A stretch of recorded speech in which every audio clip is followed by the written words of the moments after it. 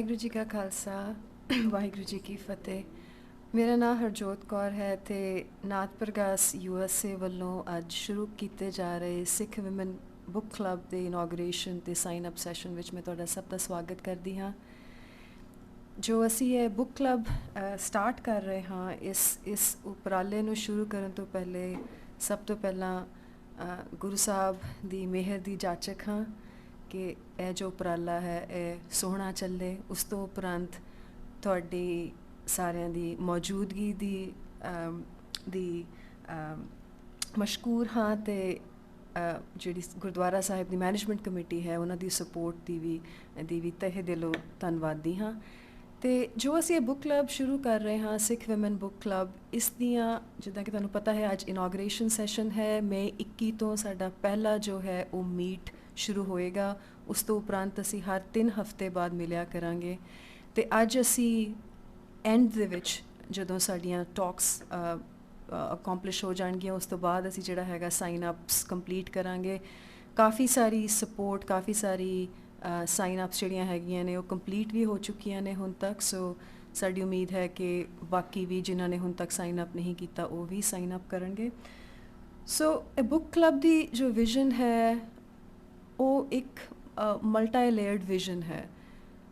Specially women ਦੇ ਲਈ specifically relevant ਇਸ ਕਰਕੇ ਹੈ ਕਿਉਂਕਿ ਵਿਮਨ ਦਾ ਜੋ ਇੱਕ ਐਬਿਲਿਟੀ ਹੈ ਆਪਣੀ ਪ੍ਰੋਜੈਨੀ ਨੂੰ ਇਨਫਲੂਐਂਸ ਕਰਨ ਦਾ, ਉਹ ਜ਼ਿਆਦਾ ਉਹਨਾਂ ਵਿੱਚ ਐਬਿਲਿਟੀ ਹੈ ਕਿਉਂਕਿ ਵਿਮਨ ਜੋ ਨੇ ਉਹ ਬਾਇਓਲੋਜੀਕਲੀ ਆਪਣੇ ਬੱਚਿਆਂ ਦੇ ਜ਼ਿਆਦਾ ਕਲੋਜ਼ ਹੁੰਦੀਆਂ ਨੇ। ਸੋ ਵਿਮਨ ਦੀਆਂ ਫੈਕਲਟੀਜ਼ ਜਿਸ ਲੈਵਲ ਦੇ ਉੱਤੇ ਹੁੰਦੀਆਂ ਨੇ ਉਹ ਡਾਇਰੈਕਟਲੀ ਤੇ ਫਰਸਟ ਹੈਂਡ ਨੈਕਸਟ ਪ੍ਰੋਜਨੀ ਨੂੰ ਇਨਫਲੂਐਂਸ ਕਰਦੀਆਂ ਨੇ।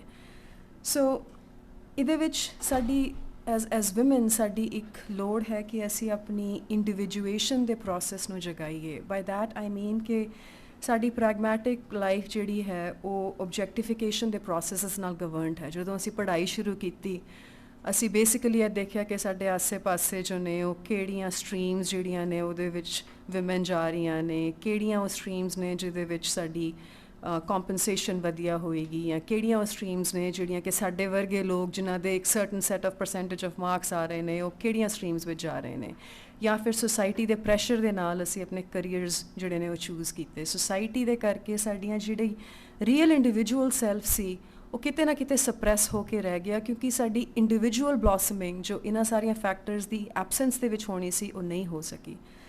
ਸੋ ਜੋ ਕ੍ਰੀਏਟਿਵ ਇਮੈਜੀਨੇਸ਼ਨ ਹੈ ਉਹ ਸਾਡੀ ਇੰਡੀਵਿਜੂਏਸ਼ਨ ਦੇ ਪ੍ਰੋਸੈਸ ਨੂੰ ਏਡ ਕਰਦੀ ਹੈ। ਜਦੋਂ ਅਸੀਂ ਕ੍ਰੀਏਟਿਵ ਇਮੈਜੀਨੇਸ਼ਨ ਦੇ ਵਰਕਸ ਪੜ੍ਹਦੇ ਹਾਂ ਤੇ ਅਸੀਂ ਉਹਨਾਂ ਕੈਰੈਕਟਰਸ ਦੇ ਥਰੂ ਉਹ ਜਰਨੀ ਹੁੰਦਿਆਂ ਦੇਖਦੇ ਹੋਏ ਇਹ ਡਿਸਕਵਰ ਕਰਦੇ ਹਾਂ ਕਿ ਜਿਸ ਸੈਲਫ ਦਾ ਸਾਡੀ ਬਲੌਸਮਿੰਗ ਜਾਂ ਦਾ ਸਪਰੈਸ਼ਨ ਹੋਇਆ ਹੈ ਉਹ ਇੱਕ ਸਾਡੇ ਸਾਰਿਆਂ ਦੀ ਕਿਸੇ ਨਾ ਕਿਸੇ ਤਰੀਕੇ ਨਾਲ ਇਕੱਠੀ ਜਰਨੀ ਹੈ।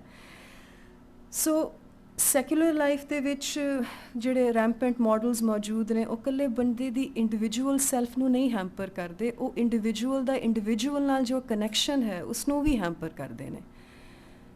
ਅਸੀਂ ਜੋ ਲਾਈਕ ਮਾਈਂਡਡ ਲੋਕਾਂ ਦੇ ਨਾਲ ਜਾਂ ਇੱਕੋ ਕਲਚਰ ਦੇ ਲੋਕਾਂ ਦੇ ਨਾਲ ਵਿਚਰਦੇ ਹਾਂ, ਅਸੀਂ ਬਾਕੀ ਲੋਕਾਂ ਦੇ ਕਲਚਰ ਨਾਲ ਨਹੀਂ ਵਿਚਰਦੇ, ਸਾਡੇ ਕੰਫਰਟ ਲੈਵਲ ਉੱਥੇ ਨਹੀਂ ਬਣਦੇ।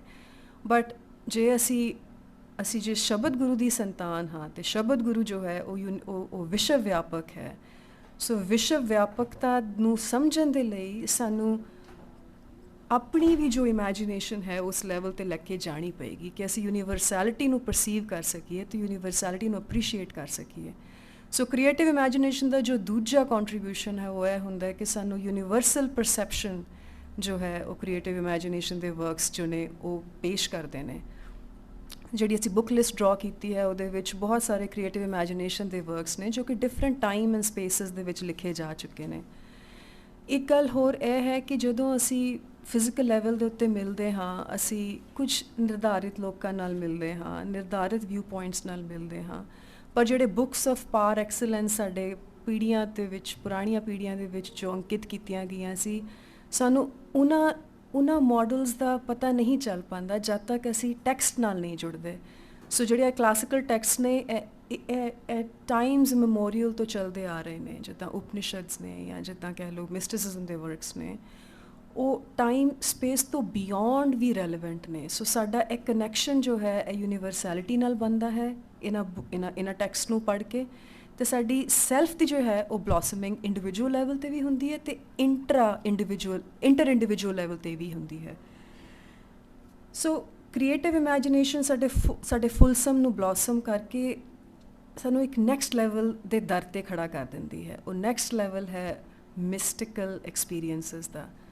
ਸੋ ਜਦੋਂ ਮਿਸਟੀਕਲ ਐਕਸਪੀਰੀਐਂਸਿਸ ਬੰਦੇ ਦੇ ਜਾਗਦੇ ਨੇ, ਜੋ ਬੰਦੇ ਦੀ ਇੰਟੂਇਸ਼ਨ ਦੇ ਵਿੱਚ, ਇੱਕ ਸਬਕੌਂਸ਼ੀਅਸ ਦੇ ਮਾਈਂਡ ਦੇ ਵਿੱਚ ਐਨਰਜੀਜ਼ ਜੋ ਨੇ ਉਹ ਸਬਮਰਜਡ ਨੇ, ਸਬਮਿਸਿਵ ਨੇ, ਮਿਸਟਿਸਿਜ਼ਮ ਦੇ ਵਰਕਸ ਉਹਨਾਂ ਨੂੰ ਪ੍ਰਿਕ ਕਰਕੇ ਉਹਨਾਂ ਨੂੰ ਸਰਫੇਸ ਕਰਦੇ ਨੇ। ਤੇ ਇਹਨਾਂ ਵਰਕਸ, ਇਹਨਾਂ ਐਕਸਪੀਰੀਐਂਸਿਸ ਦੇ ਨਾਲ ਅਸੀਂ ਆਪਣੇ ਇੰਡੀਵਿਜੂਅਲ ਸੈਲਫ ਨੂੰ ਕਿਸੇ ਕਾਸਮਿਕ ਸੈਲਫ ਦੇ ਨਾਲ ਕਨੈਕਟ ਕਰਦੇ ਹਾਂ। ਸੋ ਇਹ ਜਿਹੜੀ ਜਰਨੀ ਹੈ ਸਾਡੀ ਗੁਰੂ ਗ੍ਰੰਥ ਸਾਹਿਬ ਦੇ ਨਾਮ ਰਸ ਤੱਕ ਦੀ, ਸ਼ਬਦ ਫਿਲਾਸਫੀ ਤੱਕ ਦੀ, ਇਹ ਮਲਟੀ ਲੇਅਰਡ ਜਰਨੀ ਹੈ। ਸਾਨੂੰ ਆਪਣੇ ਕੌਨਸ਼ੀਅਸਨੈਸ ਲੈਵਲਸ ਨੂੰ ਆਈਡੈਂਟੀਫਾਈ ਕਰਕੇ ਉਹਨਾਂ ਨੂੰ ਅੰਡਰਸਟੈਂਡ ਕਰਨ ਦੀ। ਸੋ ਮਿਸਟਿਸਿਜ਼ਮ ਦਾ ਜੋ ਮੈਂ ਜੋ ਕਹਿ ਰਹੀ ਸੀ ਕਿ ਸਾਡੇ ਇਵੇਕਨਡ ਇੰਡੀਵਿਜੂਅਲ ਦਾ ਕਨੈਕਸ਼ਨ ਜੋ ਹੈ ਇਹ ਕਾਸਮੋਸ ਦੇ ਨਾਲ ਟਰਾਂਸਪੇਰੈਂਟਲੀ ਬਣਾਉਂਦਾ ਹੈ।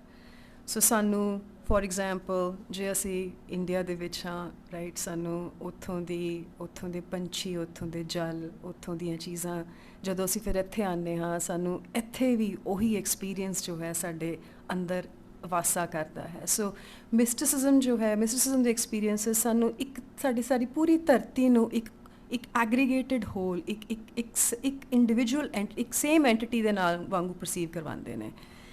ਸੋ ਅਵੇਕਨਡ ਇੰਡੀਵਿਜੂਅਲ ਜੋ ਨੇ ਉਹ ਇਸ ਤਰ੍ਹਾਂ ਕਾਸਮੋਸ ਨਾਲ ਰਿਲੇਟ ਹੋ ਕੇ ਜਿੱਥੇ ਵੀ ਉਹ ਰਹਿੰਦੇ ਨੇ ਉੱਥੇ ਉਸ ਧਰਤੀ ਦੇ ਨਾਮ ਰਸ ਨੂੰ ਉਪਜਾਉਂਦੇ ਨੇ। ਸੋ ਅਸੀਂ ਇੱਥੇ ਰਹਿ ਕੇ ਜਦੋਂ ਇੱਥੋਂ ਦੀ ਕੁਦਰਤ ਦੇ ਨਾਲ ਇੱਕਮਿਕ ਹੋ ਕੇ ਗੁਰੂ ਸਾਹਿਬ ਦੇ ਸੋਹਿਲੇ ਗਾਉਂਦੇ ਹਾਂ ਤਾਂ ਉਹ ਨਾਮ ਰਸ ਜੋ ਹੈ ਉਹ ਇਸ ਧਰਤੀ ਦੀ ਹੀ ਉਪਜ ਹੈ। ਸੋ ਆਪਣੇ ਕੌਨਸ਼ੀਅਸਨੈਸ ਦੇ ਡਿਫਰੈਂਟ ਲੈਵਲਸ ਨੂੰ ਆਪਣੇ ਆਪ ਲਈ ਰਿਵੀਲ ਕਰਨ ਲਈ ਅਤੇ ਆਪਣੀ ਇੰਡੀਵਿਜੂਅਲ ਦੀ ਇੱਕ ਕਾਸਮਿਕ ਲੈਵਲ ਦੇ ਨਾਲ ਕਨੈਕਟ ਕਰਨ ਦੇ ਲਈ ਅਸੀਂ ਜੋ ਹੈ ਜਰਨੀ ਸਟਾਰਟ ਕਰ ਰਹੇ ਹਾਂ ਸਿੱਖ ਵਿਮਨ ਬੁੱਕ ਕਲੱਬ ਦੇ ਫੋਰਮ ਦੇ ਵਿੱਚ। 2022 ਦੇ ਵਿੱਚ ਅਸੀਂ ਐਸਥੈਟਿਕਸ ਅਤੇ ਮਿਸਟਿਸਿਜ਼ਮ ਦੇ ਵਰਕਸ ਜੋ ਨੇ ਉਹ ਆਈਡੈਂਟੀਫਾਈ ਕੀਤੇ ਨੇ। ਇੱਕ ਤਾਂ ਇਹ ਇਸ ਕਰਕੇ ਕੀਤੇ ਨੇ ਕਿ ਸਾਡਾ ਇੰਡੀਵਿਜੂਅਲ ਸੈਲਫ ਜੋ ਹੈ ਉਹ ਅਸੀਂ ਉਹਦੇ ਨਾਲ ਰੂਬਰੂ ਹੋ ਸਕੀਏ। ਬਿਕੋਜ਼ ਲਾਈਕ ਆਈ ਸੈਡ ਅਸੀਂ ਆਪਣੀ ਪੂਰੀ ਲਾਈਫਸ ਜੋ ਹੈ ਉਹ ਬੇਸਿਕਲੀ ਐਗਜ਼ਿਸਟੈਂਸ਼ੀਅਲ ਲਿਵਿੰਗ ਦੇ ਹਵਾਲੇ ਕਰ ਬੈਠਦੇ ਹਾਂ। ਸਾਡੀ ਜੋ ਇੰਡੀਵਿਜੂਅਲ ਸੈਲਫ ਹੈ ਉਹ ਬਹੁਤ ਛੋਟੇ ਹੁੰਦਿਆਂ ਹੀ ਸਪਰੈਸ ਹੋ ਜਾਂਦਾ।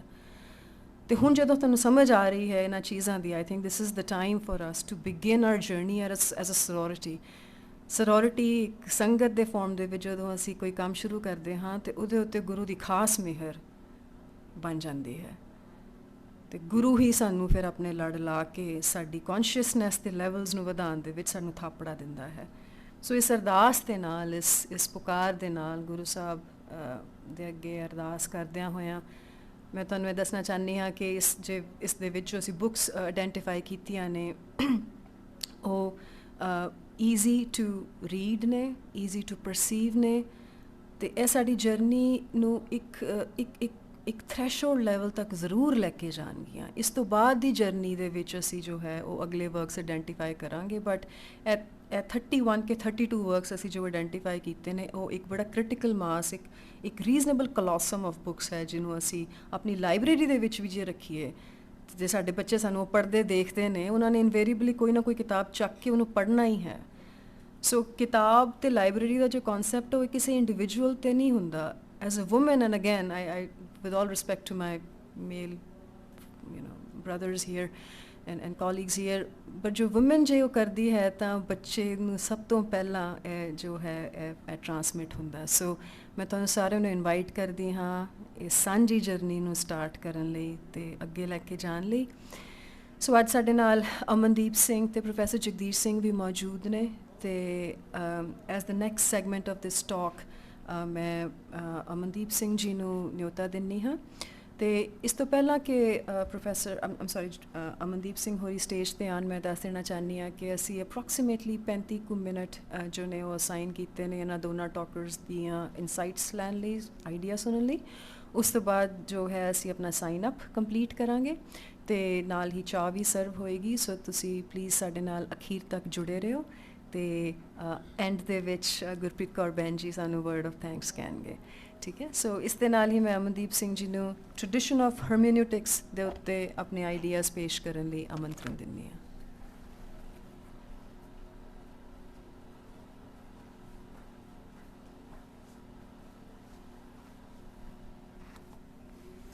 Thank you very much. Waheguru ji ਕਾ ਖਾਲਸਾ, ਵਾਹਿਗੁਰੂ ਜੀ ਕੀ ਫਤਿਹ।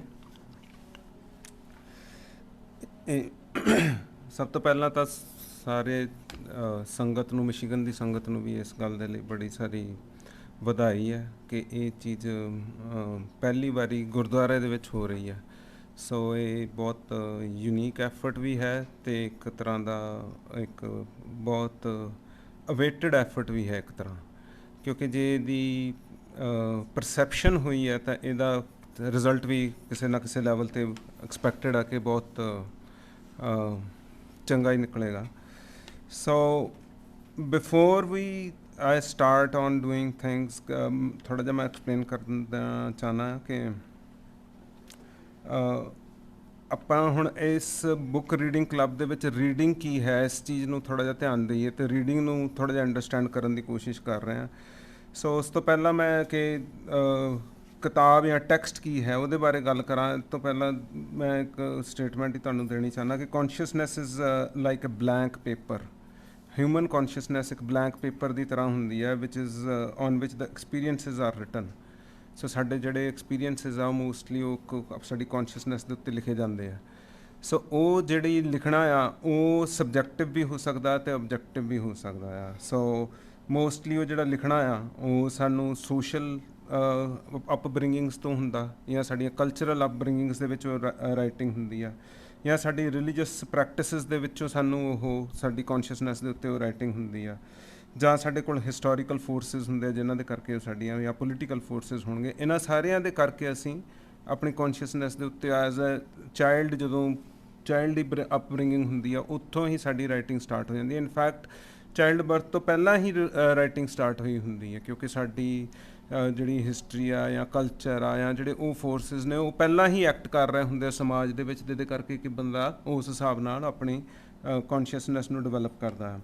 ਸੋ ਇਹਦੇ ਵਿੱਚ ਹੀ ਬੰਦੇ ਦੀ ਕੌਨਸ਼ੀਅਸਨੈਸ ਦੇ ਨਾਲ ਨਾਲ ਉਹਦੀ ਈਗੋ ਦੀ ਡਿਵੈਲਪਮੈਂਟ ਵੀ ਹੁੰਦੀ ਹੈ। ਸੋ ਬੇਸਿਕਲੀ ਉਹਦੀ ਈਗੋ ਦੀ ਫਾਰਮੇਸ਼ਨਸ ਉਸ ਹਿਸਾਬ ਨਾਲ ਹੋਣਗੀਆਂ। ਇਹਨਾਂ ਸਾਰੇ ਫੈਕਟਰਸ ਦੇ, ਇਹਨਾਂ ਸਾਰੇ ਕਰੰਟਸ ਦੇ ਅਧੀਨ ਹੀ ਬੰਦੇ ਦੀ ਆਪਣੀ ਸਬਜੈਕਟਿਵ ਲਾਈਫ ਜਿਹੜੀ ਹੈ ਜਾਂ ਉਸਦੀ ਸਬਜੈਕਟਿਵਿਟੀ ਆ ਉਹਦੀ ਡਿਵੈਲਪਮੈਂਟ ਇੱਥੋਂ ਹੋਣੀ ਸ਼ੁਰੂ ਹੋਏਗੀ। So what does a text do with that? So ਜਦ ਤੱਕ ਸਾਡੇ ਕੋਲ ਟੈਕਸਟ ਨਹੀਂ ਹੋਏਗਾ ਤਾਂ ਅਸੀਂ ਇਹ ਸਾਰੇ ਲਾਈਫ ਫੋਰਸਿਸ ਜਿਨ੍ਹਾਂ ਨੂੰ ਅਸੀਂ ਕਹਾਂਗੇ, ਜਿਹਦੇ ਵਿੱਚ ਕਿ ਕਲਚਰ ਆ ਗਿਆ, ਰਿਲੀਜਨ ਆ ਗਿਆ, ਜਾਂ ਸਾਡੀਆਂ ਹੋਰ ਸੋਸ਼ਲ ਸਪੇਸਿਸ ਆ ਗਈਆਂ, ਫੈਮਿਲੀ ਦਾ ਇਨਫਲੂਐਂਸ ਆ ਗਿਆ, ਜਾਂ ਜੋ ਵੀ, ਇਸ ਤੋਂ ਇਲਾਵਾ ਜਿਹੜਾ ਟੈਕਸਟ ਹੋਊਗਾ ਉਹ ਕੀ ਕਰਦਾ ਹੈ ਕੌਨਸ਼ੀਅਸਨੈਸ ਦੇ ਨਾਲ? ਸੋ ਟੈਕਸਟ ਐਕਚੁਅਲੀ ਹੈਲਪਸ, ਜਿਹੜਾ ਸਭ ਤੋਂ ਪਹਿਲੀ ਮੈਂ ਉਹਦੇ 5-10 ਪੁਆਇੰਟ ਲਿਖਿਆ ਵੀ ਜਿਹੜੇ ਕਿ ਤੁਹਾਡੇ ਨਾਲ ਸ਼ੇਅਰ ਕਰਦਾ, ਜਿਹੜੇ ਕਿ ਟੈਕਸਟ ਸਾਨੂੰ ਕਿਸ ਤਰ੍ਹਾਂ ਸਾਡੀ ਕੌਨਸ਼ੀਅਸਨੈਸ ਨੂੰ ਡਿਵੈਲਪ ਕਰਨ ਦੇ ਵਿੱਚ ਹੈਲਪ ਕਰਦੇ ਆ। So text first of all helps in improving our tastes. So ਸਾਡੇ ਟੇਸਟ ਜਿਹੜੇ ਨੇ ਉਹ ਇੰਪਰੂਵ ਹੁੰਦੇ ਨੇ। ਸੋ ਸਾਨੂੰ ਸੈਂਸ ਆਫ ਬਿਊਟੀ, ਸਾਨੂੰ ਸੈਂਸ ਆਫ ਥਾਟ, ਸਾਨੂੰ ਸੈਂਸ ਆਫ ਉਹ ਟੇਸਟ ਸਾਡਾ ਇੱਕ ਚੰਗਾ ਡਿਵੈਲਪ ਹੋਣ ਦੇ ਲਈ ਸਾਨੂੰ ਟੈਕਸਟ ਦੀ ਸਭ ਤੋਂ ਪ੍ਰਾਇਮਰੀ ਕੰਟਰੀਬਿਊਸ਼ਨ ਕਹਿ ਲਓ ਵੀ ਹੋ ਸਕਦੀ ਆ। So it helps in engaging mind with different times and spaces. So ਤੁਸੀਂ ਅੱਜ ਦੀ ਦਿਹਾੜੀ 'ਚ ਅਸੀਂ ਇੱਥੇ ਬੈਠੇ ਹਾਂ, ਅਸੀਂ ਡਿਫਰੈਂਟ ਟਾਈਮਸ ਅਤੇ ਡਿਫਰੈਂਟ ਸਪੇਸਿਸ ਦੇ ਨਾਲ ਕਨੈਕਟ ਕਰ ਸਕਦੇ ਹਾਂ। ਫੋਰ ਐਗਜ਼ਾਮਪਲ ਤੁਸੀਂ ਹੁਣ ਅੱਜ ਦੀ ਦਿਹਾੜੀ ਵੀ ਕੋਈ ਪੁਰਾਣੀ ਤੋਂ ਪੁਰਾਣੀ ਬੁੱਕ ਵੀ ਚੱਕ ਲਓ, ਈਵਨ ਤੁਹਾਨੂੰ ਇਬਨ ਅਲ ਅਰਬੀ ਵਗੈਰਾ ਦੀਆਂ ਰਾਈਟਿੰਗਸ 12ਵੀਂ ਸਦੀ ਤੋਂ ਪੁਰਾਣੀਆਂ ਮਿਲ ਜਾਣਗੀਆਂ। ਸੋ ਉਹ ਰਾਈਟਿੰਗਸ ਵੀ ਤੁਹਾਡੇ ਲਈ ਅੱਜ ਰੈਲੇਵੈਂਟ ਹੋ ਸਕਦੀਆਂ। So basically you can travel through time with the help of text, and you can travel through the space with the help of text. So that the text helps you to reduce those gaps between the times and spaces. It helps in improving your imagination. So ਸਾਡੀ imagination ਬਹੁਤ improve ਹੁੰਦੀ ਹੈ text ਦੇ ਨਾਲ.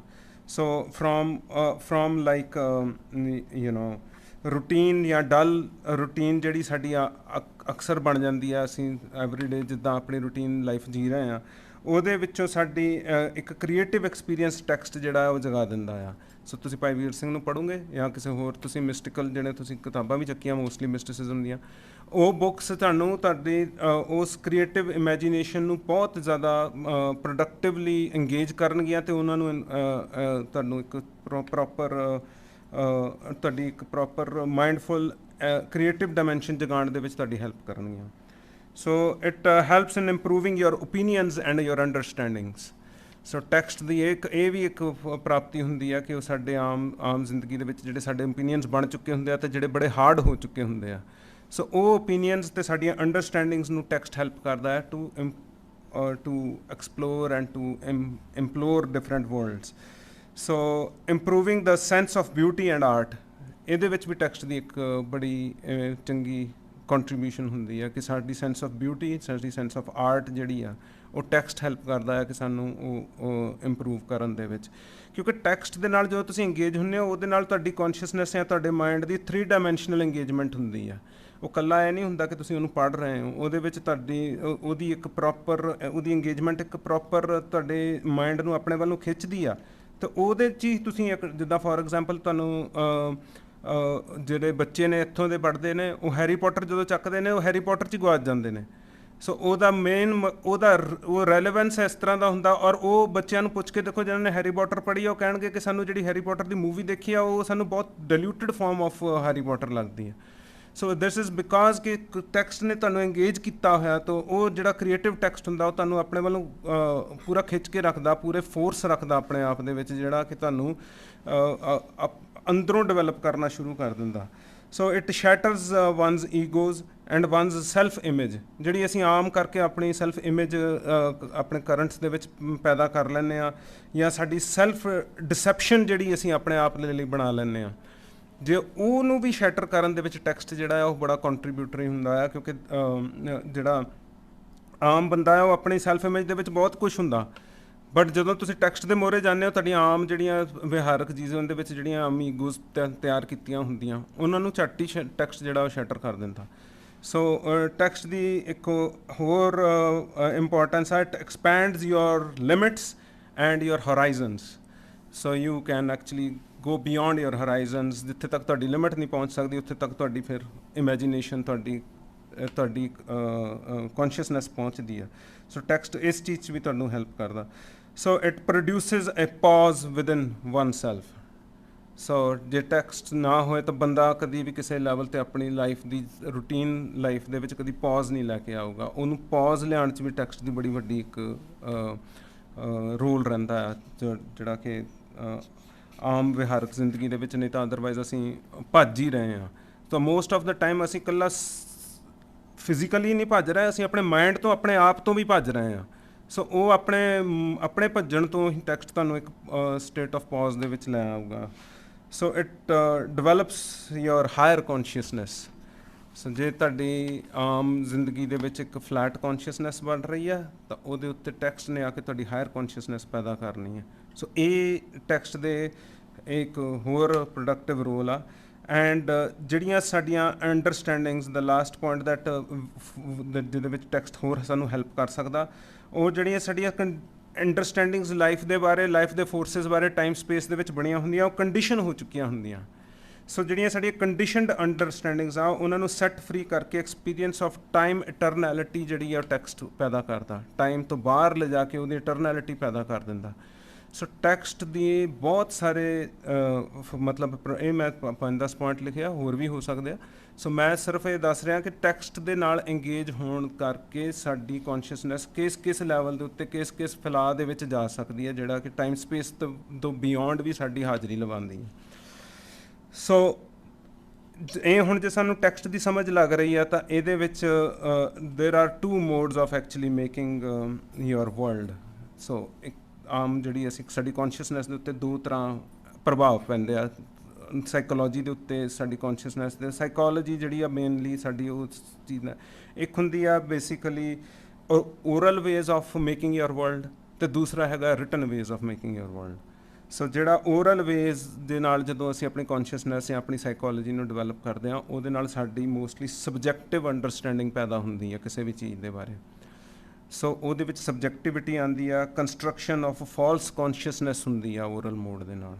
ਸੋ most of the time ਅਸੀਂ ਬਹੁਤ ਸਾਰੀਆਂ ਚੀਜ਼ਾਂ ਜਦੋਂ ਅਸੀਂ ਦੇਖਦੇ ਹਾਂ, ਜਦੋਂ ਅਸੀਂ ਓਰਲੀ ਜਿਹੜੀਆਂ ਚੀਜ਼ਾਂ ਆਪਣੇ ਬਚਪਨ ਤੋਂ ਸਿੱਖੀਆਂ ਹੁੰਦੀਆਂ, ਉਹ ਬਹੁਤ ਸਾਰੀਆਂ ਸਾਡੀ ਫਾਲਸ ਕੌਨਸ਼ੀਅਸਨੈਸ ਨੂੰ ਵੀ ਡਿਵੈਲਪ ਕਰ ਦਿੰਦੀਆਂ ਹੈ। ਬਹੁਤ ਸਾਰੀਆਂ ਚੀਜ਼ਾਂ ਇਸ ਤਰ੍ਹਾਂ ਦੀਆਂ ਹੁੰਦੀਆਂ ਜਿਹੜੀਆਂ ਕਿ ਸਾਡੀ ਫਾਲਸ ਚੀਜ਼ਾਂ ਨੂੰ ਡਿਵੈਲਪ ਕਰਦੀਆਂ। ਜਿੱਦਾਂ ਫੋਰ ਐਗਜ਼ਾਮਪਲ ਤੁਸੀਂ ਓਰਲ ਗਾਣੇ ਸੁਣਦੇ ਹੋ, ਪੰਜਾਬ ਦੇ ਅੱਜ ਦੇ ਆਤਮ ਮੁਦਰੇ ਗਾਣੇ ਸੁਣ ਲਓ, ਉਹ ਪੰਜਾਬੀ ਗਾਣਿਆਂ ਨੇ ਤੁਹਾਨੂੰ ਓਰਲੀ ਤੁਹਾਨੂੰ ਇਹ ਚੀਜ਼ ਸਿਖਾਤੀ ਵੀ ਬੰਦੇ ਦਾ ਵਾਇਲੈਂਟ ਹੋਣਾ ਸ਼ਾਇਦ ਜਾਇਜ਼ ਹੈਗਾ, ਜਾਂ ਬੰਦੇ ਦਾ ਜਾਂ ਮਤਲਬ ਅੱਜ ਦੀ ਦਿਹਾੜੀ ਦਾ ਡਰੱਗਸ ਦਾ ਕਲਚਰ ਜਾਂ ਹੋਰ ਜਿਹੜਾ ਆਤਮਹੱਤਿਆਪਨ ਜਿਹੜਾ ਬੰਦੇ ਦੇ ਵਿੱਚ ਚੱਲ ਰਿਹਾ, ਇਹ ਓਰਲੀ ਟਰਾਂਸਮਿਟਡ ਹੋਈਆਂ ਚੀਜ਼ਾਂ ਦੇ ਵਿੱਚੋਂ ਸਾਡੇ ਕੋਲ ਆਇਆ ਹੁੰਦਾ। ਸੋ ਇਹ ਕਿਉਂਕਿ ਜਦੋਂ ਤੁਸੀਂ ਟੈਕਸਟ ਦੇ ਮੂਹਰੇ ਜਾਓਗੇ ਤਾਂ ਤੁਹਾਨੂੰ ਬਿਲਕੁਲ ਉਸ ਤੋਂ ਪੁੱਠੀ ਚੀਜ਼ ਮਿਲੇਗੀ। ਤਾਂ ਇਹ ਵੀ ਹੋ ਸਕਦਾ ਹੈ ਕਿ ਤੁਹਾਨੂੰ ਬਿਲਕੁਲ ਉਸ ਤੋਂ ਤੁਹਾਡੀ ਜਿਹੜੀ ਸਰਟਨ ਲਾਈਫ ਆ ਜਿਹਦੇ ਵਿੱਚ ਐਥਿਕਸ ਦੀ ਸਰਟੇਨਿਟੀ ਬਣਨੀ ਆ, ਉਹ ਤੁਹਾਨੂੰ ਟੈਕਸਟ ਨੇ ਕਈ ਵਾਰੀ ਉਸ ਚੀਜ਼ ਨੂੰ ਤੋੜ ਦੇਣਾ, ਜਿਹੜੀ ਕਿ ਅਨਸਰਟਨ ਲਾਈਫ ਅਤੇ ਸਬਜੈਕਟਿਵ ਅੰਡਰਸਟੈਂਡਿੰਗਸ ਦੇ ਵਿੱਚੋਂ ਅਸੀਂ ਆਪਣੀ ਕਲਚਰਲ ਲਿਵਿੰਗ ਦੇ ਵਿੱਚੋਂ ਅਸੀਂ ਪੈਦਾ ਕਰਦੇ ਹਾਂ। So it's like more like ਜਿੱਦਾਂ ਤੁਹਾਡੇ ਇੱਕ ਟਰਾਈਬਲ ਕਲਚਰ ਪੰਜਾਬ ਦਾ ਚੱਲਦਾ ਜਾਂ ਬੇਸਿਕਲੀ ਕਲਚਰ ਦੀ ਇੱਕ ਫਾਲਸ ਕੌਨਸ਼ੀਅਸਨੈਸ ਜਿਹੜੀ ਡਿਵੈਲਪ ਕੀਤੀ ਜਾਂਦੀ ਆ, ਉਹ ਇੰਪੋਰਟੈਂਟ ਚੀਜ਼ ਆ ਜਿਹਦੇ ਉੱਤੇ ਟੈਕਸਟ ਨੇ ਸਾਨੂੰ ਉਸ ਚੀਜ਼ 'ਚੋਂ ਬਾਹਰ ਕੱਢਣਾ ਅਤੇ ਇੱਕ ਹਾਇਰ ਫਾਰਮ ਦੇ ਵਿੱਚ ਸਾਨੂੰ ਡਿਵੈਲਪ ਹੋਣ ਦੇ ਵਿੱਚ ਹੈਲਪ ਕਰਨੀ ਆ। ਸੋ ਟੈਕਸਟ ਹਮੇਸ਼ਾ ਇੱਕ ਸਰਟਨਿਟੀ ਦਿੰਦਾ। ਹੁਣ ਇੱਕ ਤਰ੍ਹਾਂ ਦਾ ਹੋ ਗਿਆ oral way of developing consciousness. The other way of developing consciousness is through text.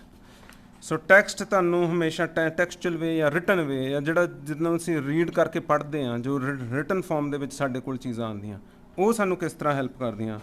ਸੋ ਉਹਦੇ ਵਿੱਚ ਸਾਡਾ ਮੋਸਟ ਆਫ ਦਾ ਟਾਈਮ ਸਾਨੂੰ ਇੱਕ ਲਾਅ ਜਾਂ ਐਥਿਕਸ ਦੀ ਫਾਰਮੂਲੇਸ਼ਨ ਜਿਹੜੀ ਆ ਉਹ ਟੈਕਸਟ ਦੇ ਰਾਹੀਂ ਹੁੰਦੀ ਹੈ। ਸੋ ਐਥੀਕਲ ਫਾਰਮੂਲੇਸ਼ਨਸ ਤੁਹਾਨੂੰ ਹਮੇਸ਼ਾ ਹੈਲਪ ਕਰਦੀਆਂ ਨੇ ਕਿ ਉਹਦੇ ਨਾਲ ਤੁਹਾਡੀ ਓਬਜੈਕਟਿਵਿਟੀ ਜਿਹੜੀ ਆ ਉਹ ਸੈਂਟਰ 'ਚ ਆਉਂਦੀ ਆ। ਜਿਹੜਾ ਬੰਦੇ ਦੀ ਨਹੀਂ ਤਾਂ ਅਦਰਵਾਈਜ਼ ਸਬਜੈਕਟਿਵ ਅੰਡਰਸਟੈਂਡਿੰਗ ਰਹਿੰਦੀ ਆ, ਉਹ ਸਬਜੈਕਟਿਵ ਅੰਡਰਸਟੈਂਡਿੰਗ ਨੂੰ ਕੱਢ ਕੇ ਓਬਜੈਕਟਿਵ ਅੰਡਰਸਟੈਂਡਿੰਗ ਪੈਦਾ ਕਰਨ ਦੇ ਵਿੱਚ ਟੈਕਸਟ ਦੀ ਇੱਕ ਬੜਾ ਵੱਡਾ ਰੋਲ ਰਹਿੰਦਾ। So you start to analyse data, you start to be more rational. ਨਹੀਂ ਤਾਂ ਬੰਦਾ ਸਬਜੈਕਟਿਵ ਅੰਡਰਸਟੈਂਡਿੰਗਸ ਦੇ ਵਿੱਚ ਕੇਵਲ ਇਮੋਸ਼ਨਸ ਦਾ ਡਿਜ਼ਾਇਰਸ ਦਾ ਜਾਂ ਫੀਅਰਸ ਦਾ, ਇਹਨਾਂ ਚੀਜ਼ਾਂ ਦੇ ਵਿੱਚੋਂ ਆਪਣੇ ਬਾਇਸਿਸ ਪੈਦਾ ਕਰ ਲੈਂਦਾ ਜਾਂ ਇਹਨਾਂ ਚੀਜ਼ਾਂ ਦੇ ਵਿੱਚੋਂ ਆਪਣੀ ਐਂਗਜ਼ਾਇਟੀ ਪੈਦਾ ਕਰਦਾ ਹੈ। ਸੋ ਇਹ ਜਿਹੜੇ ਬਾਇਸਿਸ ਜਾਂ ਪ੍ਰੈਜੁਡਿਸਿਸ ਜਿਹੜੇ ਇਸ ਚੀਜ਼ ਤੋਂ ਬਣਦੇ ਆ, ਇਸੇ ਕਰਕੇ ਬੰਦੇ ਹੌਲੀ ਇਗੋਇਸਟਿਕ ਹੋਣੇ ਸ਼ੁਰੂ ਹੋ ਜਾਂਦੇ ਆ। ਸੋ ਉਹ ਕਿਉਂਕਿ ਅਲਟੀਮੇਟਲੀ ਉਹਨਾਂ ਨੇ ਕੋਈ ਟੈਕਸਟ ਤੋਂ ਚੀਜ਼ ਹੀ ਨਹੀਂ ਲਈ ਹੁੰਦੀ ਜਿਹੜੀ ਕਿ ਤੁਹਾਨੂੰ ਸਰਟਨਿਟੀ ਲਾਈਫ ਦੀ ਦੇ ਰਹੀ ਹੋਵੇ, ਜਿਹਦੇ ਵਿੱਚ ਕੋਈ ਐਥਿਕਸ ਚੱਲ ਰਹੀ ਹੋਵੇ, ਜਿਹਦੇ ਵਿੱਚ ਲਾਈਫ ਦਾ ਕੋਈ ਕੰਟੈਂਟ, ਜਿਹੜਾ ਠੋਸ ਕੰਟੈਂਟ, ਜਿਹੜਾ ਲਾਈਫ ਦਾ ਫੋਰਸ ਹੋਵੇ, ਉਹ ਉਹਦੇ ਵਿੱਚੋਂ ਡਰਾਈਵ ਹੀ ਨਹੀਂ ਹੋ ਰਿਹਾ ਹੁੰਦਾ। ਉਹ ਓਬਜੈਕਟਿਵ ਲਾਈਫ ਨਾਲ ਉਹਦਾ ਕੋਈ ਖਾਸ ਰਿਲੇਸ਼ਨਸ਼ਿਪ ਨਹੀਂ ਹੁੰਦਾ ਅਤੇ ਸਬਜੈਕਟਿਵ ਲਾਈਫ ਕਰਕੇ ਉਹ ਆਪਣੀਆਂ ਡਿਜ਼ਾਇਰਸ ਦਾ ਹੀ ਇੱਕ ਤਰ੍ਹਾਂ ਦਾ ਗੁਲਾਮ ਹੁੰਦਾ ਜਾਂਦਾ ਬੰਦਾ। ਸੋ ਇਹ ਅਲਟੀਮੇਟ ਟੈਕਸਟ ਦੇ ਨਾਲ ਇਹ ਦਵੰਦ ਜਿਹੜਾ ਹੈਗਾ ਆ, ਇਹਨੂੰ ਅੰਡਰਸਟੈਂਡ ਮੈਂ ਇਹਦੇ ਵਿੱਚ ਕੋਈ ਡੁਐਲਿਟੀ ਪਾ ਨਹੀਂ ਰਿਹਾ। ਮੈਂ ਸਿਰਫ ਇਹ ਕਹਿ ਰਿਹਾ ਕਿ ਇਹਨਾਂ ਦੋਨਾਂ ਦਾ ਆਪਸੀ ਤਾਲਮੇਲ ਹੋਣਾ ਜ਼ਰੂਰੀ ਆ।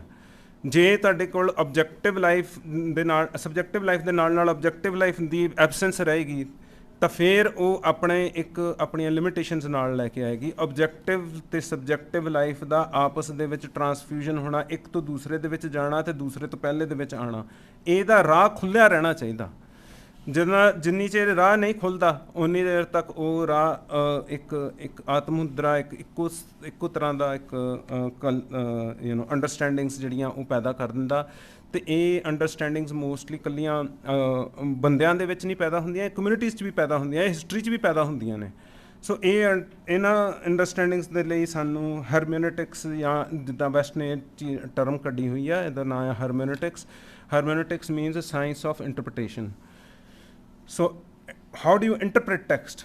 ਸੋ ਟੈਕਸਟ ਵੀ ਤਾਂ ਮੂਹਰੇ ਆਏਗਾ ਤਾਂ ਤੁਹਾਨੂੰ ਇੰਟਰਪ੍ਰੀਟ ਕਿੱਦਾਂ ਕਰਨਾ, ਇਸ ਚੀਜ਼ ਦੀ ਇੱਕ ਬੜਾ ਵੱਡਾ ਸਕੂਲ ਆ ਜਿਹੜਾ ਕਿ ਵੈਸਟ ਨੇ ਡਿਵੈਲਪ ਕੀਤਾ ਹੋਇਆ। ਸਿੱਖਾਂ ਨੇ ਹਜੇ ਤੱਕ ਉਹ ਸਕੂਲ ਨਹੀਂ ਡਿਵੈਲਪ ਕੀਤਾ।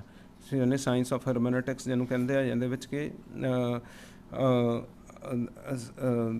you try to interpret what is written in the text, so in its own way, because text ਦੀ ਵੀ ਆਪਣੀਆਂ ਪ੍ਰੋਬਲਮਸ ਹੋ ਸਕਦੀਆਂ ਵੀ ਹੋਣ ਅਤੇ ਉਹ ਹੁੰਦੀਆਂ ਆ। ਸੋ ਉਹ ਰੀਅਲ ਹੁੰਦੀਆਂ ਆ। ਸੋ ਬੇਸਿਕਲੀ ਉਹ ਵਾਲੀਆਂ ਜਿਹੜੀਆਂ ਪ੍ਰੋਬਲਮਸ ਉਹ ਇੰਟਰਪ੍ਰੀਟੇਸ਼ਨ ਦੀਆਂ ਪ੍ਰੋਬਲਮਸ ਹੋ ਸਕਦੀਆਂ। ਜਿੱਦਾਂ ਫੋਰ ਐਗਜ਼ਾਮਪਲ ਮਤਲਬ ਕਈ ਵਾਰੀ ਸਾਨੂੰ ਜਿੱਦਾਂ ਲੂਈ ਫਿਨਿਕ ਵਰਗੇ ਜਿਹੜੇ ਰਾਈਟਰਸ ਨੇ ਜਾਂ ਹੋਰ ਰਾਈਟਰਸ ਨੇ, ਉਹਨਾਂ ਨੇ ਆਪਣੀਆਂ ਜਿਹੜੀਆਂ ਸਿੱਖਾਂ ਦੇ ਉੱਤੇ ਜਿਹੜੀਆਂ ਕਮੈਂਟਰੀਜ਼ ਕੀਤੀਆਂ ਹੋਈਆਂ ਨੇ, ਉਹ ਕਮੈਂਟਰੀਜ਼ ਕਈ ਵਾਰੀ ਸਿੱਖ ਸਪਿਰਿਟ ਦੇ ਨਾਲ ਉਨੀਆਂ ਤਾਲਮੇਲ ਨਹੀਂ ਖਾਣਗੀਆਂ। ਸੋ ਉਹ ਇਸੇ ਕਰਕੇ ਨਹੀਂ ਤਾਲਮੇਲ ਖਾਂਦੀਆਂ ਕਿਉਂਕਿ ਉਹਨਾਂ ਦੀ ਸਬਜੈਕਟਿਵ ਅੰਡਰਸਟੈਂਡਿੰਗ ਉਹਦੇ ਵਿੱਚ ਵਾਰ-ਵਾਰ ਪਾਰਟੀਸਿਪੇਟ ਕਰ ਰਹੀ ਹੈ। ਤਾਂ ਇਸ ਕਰਕੇ ਉਹ ਇੰਟਰਪ੍ਰੀਟੇਸ਼ਨ ਦੀ ਪ੍ਰੋਬਲਮ ਹੁੰਦੀ ਹੈ ਜਿਹੜੀ ਕਿ ਕੰਸਿਸਟੈਂਟਲੀ ਬਾਰ-ਬਾਰ ਨਿਕਲ ਕੇ ਆਉਂਦੀ ਹੈ। ਅਤੇ ਇਹ ਸਿੱਖਾਂ ਦੀ ਆਪਣੀ ਇੱਕ ਜ਼ਿੰਮੇਵਾਰੀ ਆ ਤੇ ਜੇ ਸਿੱਖ ਇਕੱਲੇ ਆਪਣੇ ਕਲਚਰਲ ਚੀਜ਼ਾਂ 'ਚ ਹੀ ਫਸੇ ਰਹੇ ਬਈ ਉਹ ਉਹਨਾਂ ਦੀ ਟੈਕਸਟ ਦੇ ਉੱਤੇ ਜੇ ਕਿਸੇ ਹੋਰ ਨੇ ਹੀ ਸਾਰੇ ਟੈਕਸਟ ਲਿਖ ਕੇ ਦੇਣੇ ਹੋਏ ਤਾਂ ਉਹਦੇ ਨਾਲ ਅਸੀਂ ਆਪਣੀਆਂ ਪ੍ਰੋਬਲਮਸ ਨੂੰ ਆਪ ਹੀ ਆਪਣੀ ਸਪੇਸ ਹੀ ਆਪਣੀ ਖਾਲੀ ਕਰੀ ਜਾ ਰਹੇ ਹਾਂ ਤੇ ਉਸ ਸਪੇਸ ਦੇ ਵਿੱਚ ਕੋਈ ਵੀ ਆ ਕੇ ਮਲਕੀਅਤ ਆਪਣੀ ਇਸਟੈਬਲਿਸ਼ ਕਰੇਗਾ। ਸੋ ਸਾਨੂੰ ਆਪਣੀ ਸਪੇਸ ਬਣਾਉਣ ਦੀ ਲੋੜ ਆ, ਸਾਨੂੰ ਆਪਣੀਆਂ ਕੰਸਟਰਕਸ਼ਨਸ ਬਣਾਉਣ ਦੀ ਲੋੜ ਆ, ਸਾਨੂੰ ਆਪਣੇ ਸਟਰਕਚਰਸ ਬਣਾਉਣ ਦੀ ਲੋੜ ਆ। ਇਸ ਕਰਕੇ ਇਸ ਇੰਟਰਪ੍ਰੀਟੇਸ਼ਨ ਦੇ ਵਿੱਚ ਦੀ ਸਾਨੂੰ ਸਾਇੰਸ ਆਫ ਹਰਮੈਨਿਟਿਕਸ ਨੂੰ ਨਾਲ ਲੈ ਕੇ ਮੈਂ ਨਹੀਂ ਕਹਿ ਰਿਹਾ ਕਿ ਹਰਮੈਨਿਟਿਕਸ ਹੀ ਅਸੀਂ ਅਡੋਪਟ ਕਰਨੀ ਹੈ, ਮੈਂ ਕਹਿ ਰਿਹਾ ਕਿ ਸਾਨੂੰ ਇੰਟਰਪ੍ਰੀਟੇਸ਼ਨ ਦੇ ਉੱਤੇ ਜ਼ੋਰ ਦਿੰਦਿਆਂ ਹੋਇਆਂ ਆਪਣੀਆਂ ਆਬਜੈਕਟਿਵਾਈਡ ਸਬਜੈਕਟਿਵਿਟੀ ਜਿਹੜੀ ਆ ਉਹ ਡਿਵੈਲਪ ਕਰਨ ਦੀ ਲੋੜ ਪੈਣੀ ਹੈ। ਸੋ ਇੱਦਾਂ ਹੀ ਜਿੱਦਾਂ ਜਿਹੜੇ ਵੈਸਟ ਦੇ ਲੋਕ ਨੇ ਉਹਨਾਂ ਦਾ ਇਹ ਮੰਨਣਾ ਆ ਕਿ ਇੱਥੇ ਦਾ ਇੱਕ ਫਰਾਂਸ ਦਾ ਬੜਾ ਵੱਡਾ ਫਿਲਾਸਫਰ ਹੋਇਆ, ਉਹਦਾ ਨਾਂ ਹੈ ਡੈਰਿਡਾ ਕਹਿੰਦਾ ਐਵਰੀਥਿੰਗ ਇਜ਼ ਅ ਟੈਕਸਟ। ਉਹਦੇ ਹਿਸਾਬ ਨਾਲ everything is text and there is nothing outside of text. So ਸਾਡੀ ਕੋਈ ਵੀ ਹਰਕਤ ਜਿਹੜੀ ਆ ਉਹ ਟੈਕਸਟ ਦੇ ਵਿੱਚ ਮੌਜੂਦ ਹੋਏਗੀ। ਸੋ ਜਿਹੜੀ ਸਾਨੂੰ ਲੱਗਦਾ ਆ ਕਿ ਸਾਡੀ ਅਸੀਂ ਪੜ੍ਹਨਾ ਸ਼ਾਇਦ ਇਹ ਸਾਡੀ ਲਾਈਫ ਨਾਲ ਜੁੜਿਆ ਨਹੀਂ ਹੈ, ਉਹਦੇ ਮਤਲਬ ਲਾਈਫ ਦੀ ਹਰ ਹਰਕਤ ਟੈਕਸਟ ਦੇ ਵਿੱਚ ਤੁਹਾਨੂੰ ਮਿਲ ਜਾਏਗੀ।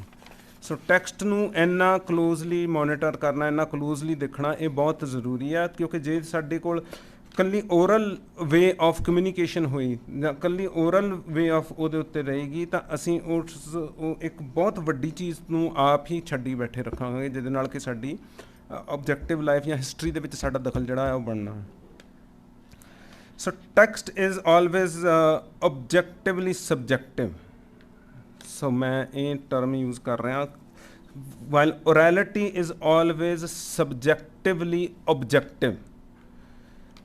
ਠੀਕ ਹੈ ਬਈ, ਜੋ ਅਸੀਂ ਸਬਜੈਕਟਿਵਲੀ ਆਬਜੈਕਟਿਵ ਤੋਂ ਕੀ ਮਤਲਬ ਹੋਇਆ ਕਿ ਜੋ ਅਸੀਂ ਸਬਜੈਕਟਿਵਿਟੀ ਟੈਕਸਟ ਤੋਂ ਓਰੈਲਿਟੀ ਤੋਂ ਸਿੱਖਦੇ ਹਾਂ ਤਾਂ ਅਸੀਂ ਉਹਦਾ ਇੱਕ ਆਬਜੈਕਟ ਬਣਾ ਲੈਂਦੇ ਹਾਂ ਅਤੇ ਉਸ ਆਬਜੈਕਟ ਦੇ ਵਿੱਚ ਅਸੀਂ ਆਪਣੀ ਥੋਟ ਨੂੰ ਪਲੇਸ ਕਰਦੇ ਹਾਂ ਅਤੇ ਉਸ ਆਬਜੈਕਟਿਵਿਟੀ ਨੂੰ ਅਸੀਂ ਇੱਕ ਆਪਣੀ ਈਗੋ ਨਾਲ ਜੋੜ ਕੇ ਇੱਕ ਜ਼ਿੱਦ ਪੈਦਾ ਕਰਦੇ ਹਾਂ ਕਿ ਆਹ ਹੀ ਇੱਕ ਟਰੁੱਥ ਆ। ਮੈਂ ਬਹੁਤ ਬਾਰੇ ਬੰਦਿਆਂ ਨੂੰ ਮਿਲਦਾ ਔਰ ਖਾਸ ਕਰਕੇ ਸਿੱਖ ਬੰਦਿਆਂ ਨੂੰ ਮਿਲਦਾ, ਉਹ ਅਕਸਰ ਇਹ ਕਹਿ ਦਿੰਦੇ ਆ ਕਿ ਪੜ੍ਹਾਈ 'ਚ ਕੀ ਰੱਖਿਆ, ਇਹ ਤਾਂ ਫਜ਼ੂਲ ਦੀ ਚੀਜ਼ਾਂ ਆ, ਸਾਨੂੰ ਤਾਂ ਬਸ ਇਕੱਲਾ ਗੁਰਦੁਆਰੇ ਜਾਣਾ ਚਾਹੀਦਾ, ਮੱਥਾ ਟੇਕਣਾ ਚਾਹੀਦਾ ਅਤੇ ਨਾਮ ਸਿਮਰਨ। ਉਹ ਠੀਕ ਆ, ਉਹ ਪ੍ਰੈਕਟਿਸ ਆਪਣੇ ਲੈਵਲ ਦੇ ਉੱਤੇ ਸਿੱਖਾਂ ਨੂੰ ਇੱਕ ਸਪਿਰਿਚੁਅਲ ਐਕਸਰਸਾਈਜ਼ ਦੇ ਲਈ ਸਾਨੂੰ ਉਹਦੀ ਜ਼ਰੂਰਤ ਹੈ, ਪਰ ਉਹਨੇ ਅੱਗੇ ਵੀ ਤਾਂ ਉਹਨੂੰ ਕਮਾਉਣਾ ਵੀ ਤਾਂ ਹੈ ਨਾ, ਉਹਨੂੰ ਅਸੀਂ ਆਪਣੇ ਮਾਇੰਡਫੁਲੀ ਕਮਾਉਣਾ ਨਾ। ਸੋ ਉਹ ਮਾਇੰਡਫੁਲੀ ਕਮਾਉਣ ਦੇ ਲਈ ਸਾਨੂੰ ਆਬਜੈਕਟਿਵਿਟੀ ਔਰ ਟੈਕਸਟ ਜਿਹੜਾ ਹੁੰਦਾ ਆ ਇਹ ਆਬਜੈਕਟਿਵ ਹੁੰਦਿਆਂ ਹੋਇਆ, ਆਬਜੈਕਟ ਹੁੰਦਿਆਂ ਹੋਇਆ ਵੀ ਇਹ ਸਬਜੈਕਟਿਵ ਰਹਿੰਦਾ। ਇਸ ਸਟੇਜ ਤੱਕ ਆਉਣ ਦੇ ਲਈ ਫਰੋਮ ਸਬਜੈਕਟਿਵਲੀ ਆਬਜੈਕਟ ਟੂ ਆਬਜੈਕਟਿਵਲੀ ਸਬਜੈਕਟਿਵ ਬਣਾਉਣ ਦੇ ਲਈ ਸਿੱਖਾਂ ਨੂੰ ਹਜੇ ਬਹੁਤ ਮਿਹਨਤ ਦੀ ਲੋੜ ਆ। ਸੋ ਇਹ ਬਹੁਤ ਵੱਡਾ ਕਦਮ ਆ ਜਿਹੜਾ ਕਿ ਇੱਕ ਭਾਵੇਂ ਉਹ ਅਸੀਂ ਇੱਕ ਕਿਸੇ ਵੀ ਲੈਵਲ 'ਤੇ ਅਸੀਂ ਇੱਥੇ ਅੱਜ ਪ੍ਰੈਜ਼ੈਂਟ ਹਾਂ, ਬਟ ਇਹ ਕਾਫੀ ਅੱਗੇ ਤੱਕ ਜਾਣ ਵਾਲੀ ਇਹ ਹਿਸਟੋਰੀਕਲ ਚੀਜ਼ ਆ ਜਿਹੜੀ ਕਿ ਸਾਨੂੰ ਨਾਲ ਚੱਲ ਰਹੀ ਆ। ਸੋ ਕਿਉਂਕਿ ਜੇ ਓਰੈਲਿਟੀ ਦੇ ਉੱਤੇ ਹੀ ਆਪਾਂ ਫੋਕਸ ਕਰੀ ਜਾਵਾਂਗੇ ਤਾਂ ਅਸੀਂ ਆਪਣੇ ਨੈਰੇਟਿਵਸ ਬਣਾਈ ਜਾਵਾਂਗੇ, ਆਪਣੇ ਰੈਟਰਿਕਸ ਬਣਾਈ ਜਾਵਾਂਗੇ, ਅਤੇ ਆਪਣੀਆਂ ਕਲਚਰਲ ਮਿਊਜ਼ਿਕ ਅਤੇ ਫੋਕ ਥਿੰਕਿੰਗ ਨੂੰ ਹੀ ਅਸੀਂ ਪ੍ਰਮੋਟ ਕਰੀ ਜਾਵਾਂਗੇ। ਸੋ ਉਹ ਕਲਚਰਲ ਥਿੰਕਿੰਗ ਜਾਂ ਫੋਕ ਥਿੰਕਿੰਗ ਤੋਂ ਸਾਨੂੰ ਬਾਹਰ ਆਉਣ ਦੀ ਲੋੜ ਆ। ਇਹਦੇ ਵਿੱਚ ਮੈਂ ਤੁਹਾਨੂੰ ਇੱਕ ਲਾਸਟ ਦੇ ਵਿੱਚ ਇੱਕ ਐਗਜ਼ਾਮਪਲ ਦਿੰਦਾ ਅਤੇ ਜਿਹਦੇ ਨਾਲ ਆਮ just concluding. So one last example ਮੈਂ ਜਿਹੜਾ ਤੁਹਾਨੂੰ ਦੇਣਾ ਚਾਹੁੰਦਾ। ਸੋ ਇੱਕ ਅਰਬ ਦਾ ਇੱਕ ਵੱਡਾ ਸਕਾਲਰ ਹੋਇਆ, ਉਹਦਾ ਨਾਂ ਇਬਨ ਅਲ ਅਰਬੀ ਆ, ਕਿਉਂਕਿ ਉਹਦੀਆਂ ਬਹੁਤ ਸਾਰੀਆਂ ਬੁੱਕਸ ਨੇ। ਉਹਨੇ ਆਪਣੀ ਲਾਈਫ ਦੇ ਵਿੱਚ ਕੋਈ ਅਰਾਊਂਡ 500 ਕਲੇਮ ਕੀਤਾ ਜਾਂਦਾ ਵੀ ਉਹਨੇ 500 ਕਿਤਾਬ ਲਿਖੀ। 500 ਕਿਤਾਬ ਦਾ ਮਤਲਬ ਹੁੰਦਾ ਆ ਕਿ ਇੱਕ ਸਾਲ ਦੇ ਵਿੱਚ ਘੱਟੋ ਘੱਟ 10 ਕਿਤਾਬਾਂ, ਜੇ 50 ਸਾਲ ਵੀ ਲਿਖਦਾ ਹੋਵੇ ਤਾਂ 10 ਕਿਤਾਬਾਂ ਉਹਨੇ ਪਰ ਈਅਰ ਲਿਖੀਆਂ। ਸੋ ਬੇਸਿਕਲੀ ਉਹ ਬਹੁਤ ਵੱਡਾ ਸਕਾਲਰ ਸੀਗਾ। ਸੋ ਸਕਾਲਰ ਜਿਹੜਾ ਹੁੰਦਾ ਆ ਉਹਦੀ ਨਿਗਾਹ ਦੀ ਮੈਂ ਗੱਲ ਦੱਸਣ ਦੀ ਕੋਸ਼ਿਸ਼ ਕਰ ਰਿਹਾ। ਉਹਦੀ ਜਦੋਂ ਡੈਥ ਹੋਈ ਆ, ਉਹ ਹੀ ਵਾਜ਼ ਇਨ ਡਮੈਸਕਸ। ਤਾਂ ਡਮੈਸਕਸ ਦੇ ਵਿੱਚ ਇੱਕ ਉੱਥੇ ਜਾਂਦਾ, ਮੌਸਕ ਵਿੱਚ ਜਾਂਦਾ ਜਦੋਂ ਪ੍ਰੇਅਰ ਹੋ ਰਹੀ ਹੁੰਦੀ ਆ, ਤਾਂ ਪ੍ਰੇਅਰ ਦੇ ਮੌਸਕ ਦੇ ਵਿੱਚ ਉਹ ਖੜ੍ਹਾ, ਜਦੋਂ ਪ੍ਰੇਅਰ ਚੱਲ ਰਹੀ ਹੁੰਦੀ ਆ ਤਾਂ ਪ੍ਰੇਅਰ ਦੇ ਵਿੱਚ ਉਹ ਕਹਿ ਦਿੰਦਾ, ਜਦੋਂ ਪ੍ਰੇਅਰ ਖਤਮ ਹੁੰਦੀ ਹੈ ਤਾਂ ਉਸ ਤੋਂ ਬਾਅਦ ਉਹ ਕਹਿ ਦਿੰਦਾ ਕਿ ਜਿਹੜੇ ਰੱਬ ਨੂੰ ਤੁਸੀਂ ਸਾਰੇ ਪੂਜ ਕੇ ਆਏ ਹੋ ਮੇਰੇ ਪੈਰਾਂ ਦੇ ਥੱਲੇ ਆ। ਹੁਣ ਇੱਕ ਸਕਾਲਰ ਨੇ ਕਹੀ ਆ ਇਹ ਗੱਲ। ਸੋ ਸਕਾਲਰ ਇਹ ਕਿਵੇਂ ਗੱਲ ਕਹਿ ਸਕਦਾ, ਉਹ ਕਹਿੰਦਾ ਕਿ ਜਿਹੜੇ ਰੱਬ ਨੂੰ ਤੁਸੀਂ ਸਾਰੇ ਪੂਜ ਕੇ ਆਏ ਹੋ ਮੇਰੇ ਪੈਰਾਂ ਦੇ ਥੱਲੇ ਆ। ਅਤੇ ਉਸ ਵੇਲੇ ਜਿੰਨੀ ਉਸ ਵੇਲੇ ਬੰਦੇ ਪ੍ਰੇਅਰ ਕਰਕੇ ਆਏ ਹੁੰਦੇ ਉਹਨਾਂ ਨੂੰ ਬਹੁਤ ਸ਼ੌਕਿੰਗ ਲੱਗਦੀ ਹੈ ਗੱਲ, ਅਤੇ ਉਹ ਉਹਨੂੰ ਪੱਥਰ ਮਾਰਦੇ ਆ ਅਤੇ ਥੋੜ੍ਹੇ ਦਿਨਾਂ ਬਾਅਦ ਉਹਦੀ ਡੈਥ ਹੋ ਜਾਂਦੀ ਆ। ਸੋ ਉਸ ਦੀ ਡੈਥ ਤੋਂ ਬਾਅਦ ਕਾਫੀ ਕੋਈ 50 ਸਾਲਾਂ ਬਾਅਦ ਉਹਨੂੰ ਜਿੱਥੇ ਦਫਨਾਇਆ ਜਾਂਦਾ ਉਹਦੇ ਉੱਤੇ ਸਾਰਾ ਸ਼ਹਿਰ ਆਪਣਾ ਕੂੜਾ ਸੁੱਟਣਾ ਸ਼ੁਰੂ ਕਰ ਦਿੰਦਾ। ਤੋ ਜਦੋਂ ਉਹਦੀ ਡੈਥ ਹੋ ਚੁੱਕੀ ਹੁੰਦੀ ਹੈ 50 ਸਾਲਾਂ ਬਾਅਦ, ਉੱਥੇ ਇੱਕ ਨਵਾਂ ਰਾਜਾ ਆਉਂਦਾ। ਉਹ ਰਾਜਾ ਕਹਿੰਦਾ ਵੀ ਮੈਨੂੰ ਪਤਾ ਆ ਵੀ ਉਹ ਇੱਕ ਬਹੁਤ ਵੱਡਾ ਸਕਾਲਰ ਹੋਇਆ ਅਤੇ ਉਹਦੀ ਕਬਰ ਲੱਭੀ ਜਾਵੇ ਕਿੱਥੇ ਆ। ਸੋ ਉਹਦੀ ਕਬਰ ਮਾੜੀ ਮੁਸ਼ਕਿਲ ਨਾਲ ਮਿਲਦੀ ਆ ਅਤੇ ਉਹਨੂੰ ਲਿਜਾ ਕੇ ਉਹਦੀ ਕਬਰ ਨੂੰ ਸਾਫ਼ ਸਫਾਈ ਕਰਕੇ ਉੱਥੇ ਫਿਰ ਉਹ ਮੁੜ ਕੇ ਉੱਥੇ ਉਹਨੂੰ ਰੀਇਸਟੈਬਲਿਸ਼ ਕਰਦਾ। ਫਿਰ ਉਹ ਮਾਸਕ ਵਿੱਚ ਜਾਂਦਾ, ਇੱਕ ਪੁਰਾਣਾ ਬਜ਼ੁਰਗ ਉਹਨੂੰ ਮਿਲ ਜਾਂਦਾ। ਉਹ ਉਹਨੂੰ ਉਹ ਕਹਿੰਦਾ ਵੀ ਤੂੰ ਮੈਨੂੰ ਦੱਸ ਵੀ ਉਹਨੇ ਕਿੱਥੇ ਖੜ੍ਹਾ ਹੋ ਕੇ ਕਿਹਾ ਸੀਗਾ। ਉਹ ਕਹਿੰਦੇ ਵੀ ਆਹ ਮਾਸਕ ਸੀਗੀ, ਇਸ ਮਾਸਕ ਦੇ ਵਿੱਚ ਇੱਥੇ ਹੋ ਕੇ ਖੜ੍ਹਾ ਹੋ ਕੇ ਉਹਨੇ ਕਿਹਾ ਸੀਗਾ ਕਿ ਜੀ ਜਿਹੜੇ ਰੱਬ ਨੂੰ ਤੁਸੀਂ ਪੂਜ ਰਹੇ ਹੋ ਉਹ ਮੇਰੇ ਪੈਰਾਂ ਦੇ ਥੱਲੇ ਆ। ਅਤੇ ਉਹ ਕਹਿੰਦਾ ਇਹਨੂੰ ਪੱਟੋ। ਫਿਰ ਉਹ ਜਗ੍ਹਾ ਨੂੰ ਉਹ ਐਕਸਕੇਵੇਸ਼ਨ ਕਰਦੇ ਆ ਅਤੇ ਉਹਦੇ ਵਿੱਚੋਂ ਕਲਸ਼ ਨਿਕਲਦਾ ਇੱਕ, ਜਿਹੜਾ ਅਸ਼ਰਫੀਆਂ ਨਾਲ ਭਰਿਆ ਆਇਆ ਹੁੰਦਾ, ਗੋਲਡ ਦੀਆਂ ਅਸ਼ਰਫੀਆਂ ਨਾਲ। So what is he referring to? ਉਹ ਇਹ ਕਹਿ ਰਿਹਾ ਕਿ ਜਿਹੜਾ ਆਮ ਬੰਦੇ ਦੀ ਸੁਰਤ ਹੈਗੀ ਆ ਉਹ ਜਿਸ ਚੀਜ਼ ਨੂੰ ਦੀ ਭਾਲ ਕਰ ਰਹੀ ਆ ਉਹ ਇਹ ਆ। ਸੋ ਉਹ ਸਕਾਲਰ ਨੇ ਮਤਲਬ ਉਸ ਲੈਵਲ ਤੱਕ ਲੈ ਕੇ ਗਿਆ ਹੋਇਆ, ਉਹਦੀ ਇਮੈਜੀਨੇਸ਼ਨ ਕਿੱਥੇ ਜਾ ਕੇ ਗੱਲ ਕਹਿ ਰਹੀ ਆ। ਉਹ ਵੀ ਇਹੋ ਜਿਹੀ ਚੀਜ਼ ਆਪ ਵੀ ਕਰ ਸਕਦਾ ਸੀਗਾ, ਪਟਾ ਕੇ ਆਪਣਾ ਕੱਢਦਾ ਅਤੇ ਆਰਾਮ ਨਾਲ ਸੋਹਣਾ ਘਰ ਪਾ ਲੈਂਦਾ। ਇਹ ਥਿੰਗਸ ਇਹ ਆਮ ਸਕਾਲਰ ਦੀ ਕੌਨਸ਼ੀਅਸਨੈਸ ਕਿਤੇ ਹੋਰ ਬੋਲ ਰਹੀ ਆ। ਸੋ ਇਹ ਟੈਕਸਟ ਇਹ ਬੰਦੇ ਦੀ ਜਿਹੜੀ ਸਬਜੈਕਟਿਵ ਅੰਡਰਸਟੈਂਡਿੰਗ ਹੈ, ਉਹਨੇ ਜਿਹੜੀ ਓਰੈਲਿਟੀ ਤੋਂ ਆਪਣੀ ਥਾਟ ਪੈਦਾ ਕੀਤੀ ਹੋਈ ਆ, ਉਹਦੀ ਇਹੀ ਪ੍ਰੋਬਲਮ ਰਹੂਗੀ ਕਿ ਉਹ ਆਪਣੇ ਸਕਾਲਰ ਦੇ ਵੱਟੇ ਮਾਰੂਗਾ। ਸੋ ਇਹ ਥਾਟ ਨੂੰ ਪ੍ਰੋਸੈਸ ਨੂੰ ਚਲਾਉਣ ਦੇ ਲਈ ਇਸ ਕਦਮ ਦੀ, ਇਸ ਸ਼ਲਾਘਾ ਜੋ ਕਦਮ ਦੀ ਮੈਂ will try to welcome it ਅਤੇ will try to engage as much as possible. ਜਿੰਨਾ ਵੀ ਤੁਹਾਨੂੰ ਸਪੋਰਟ ਦੀ ਲੋੜ ਹੋਊਗੀ ਵਿਲ ਸਾਡੀ ਸਮਝ ਅਸੀਂ ਮਾੜਾ ਮੋਟਾ ਉਹ ਵੀ ਹੈਲਪ ਕਰਨ ਦੀ ਕੋਸ਼ਿਸ਼ ਕਰਾਂਗੇ। ਹੈਲੋ, ਚੰਗਾ ਜੀ। ਵਾਹਿਗੁਰੂ ਜੀ ਕਾ ਖਾਲਸਾ, ਵਾਹਿਗੁਰੂ ਜੀ ਕੀ ਫਤਿਹ।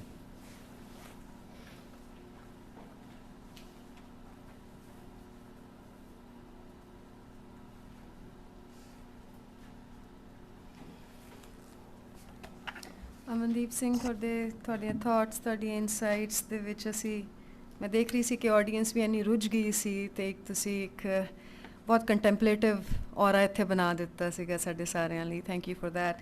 ਅਤੇ ਇਨ ਪਰਟੀਕੂਲਰ ਜਿਹੜੀ ਮੈਨੂੰ ਤੁਹਾਡੀ ਇੱਕ ਲਾਈਨ ਬੜੀ ਇੱਕ ਬਹੁਤ ਐਸੈਂਸ਼ੀਅਲ ਲਾਈਨ ਲੱਗੀ ਅਤੇ ਜਿਸਟ ਵੀ ਲੱਗੀ, ਉਹ ਇਹ ਹੈ ਕਿ ਸਬਜੈਕਟਿਵਲੀ objective to ਓਬਜੈਕਟਿਵਲੀ subjective the journey ਦੇ ਵਿੱਚ ਅਸੀਂ ਕਰਨੀ ਹੈ।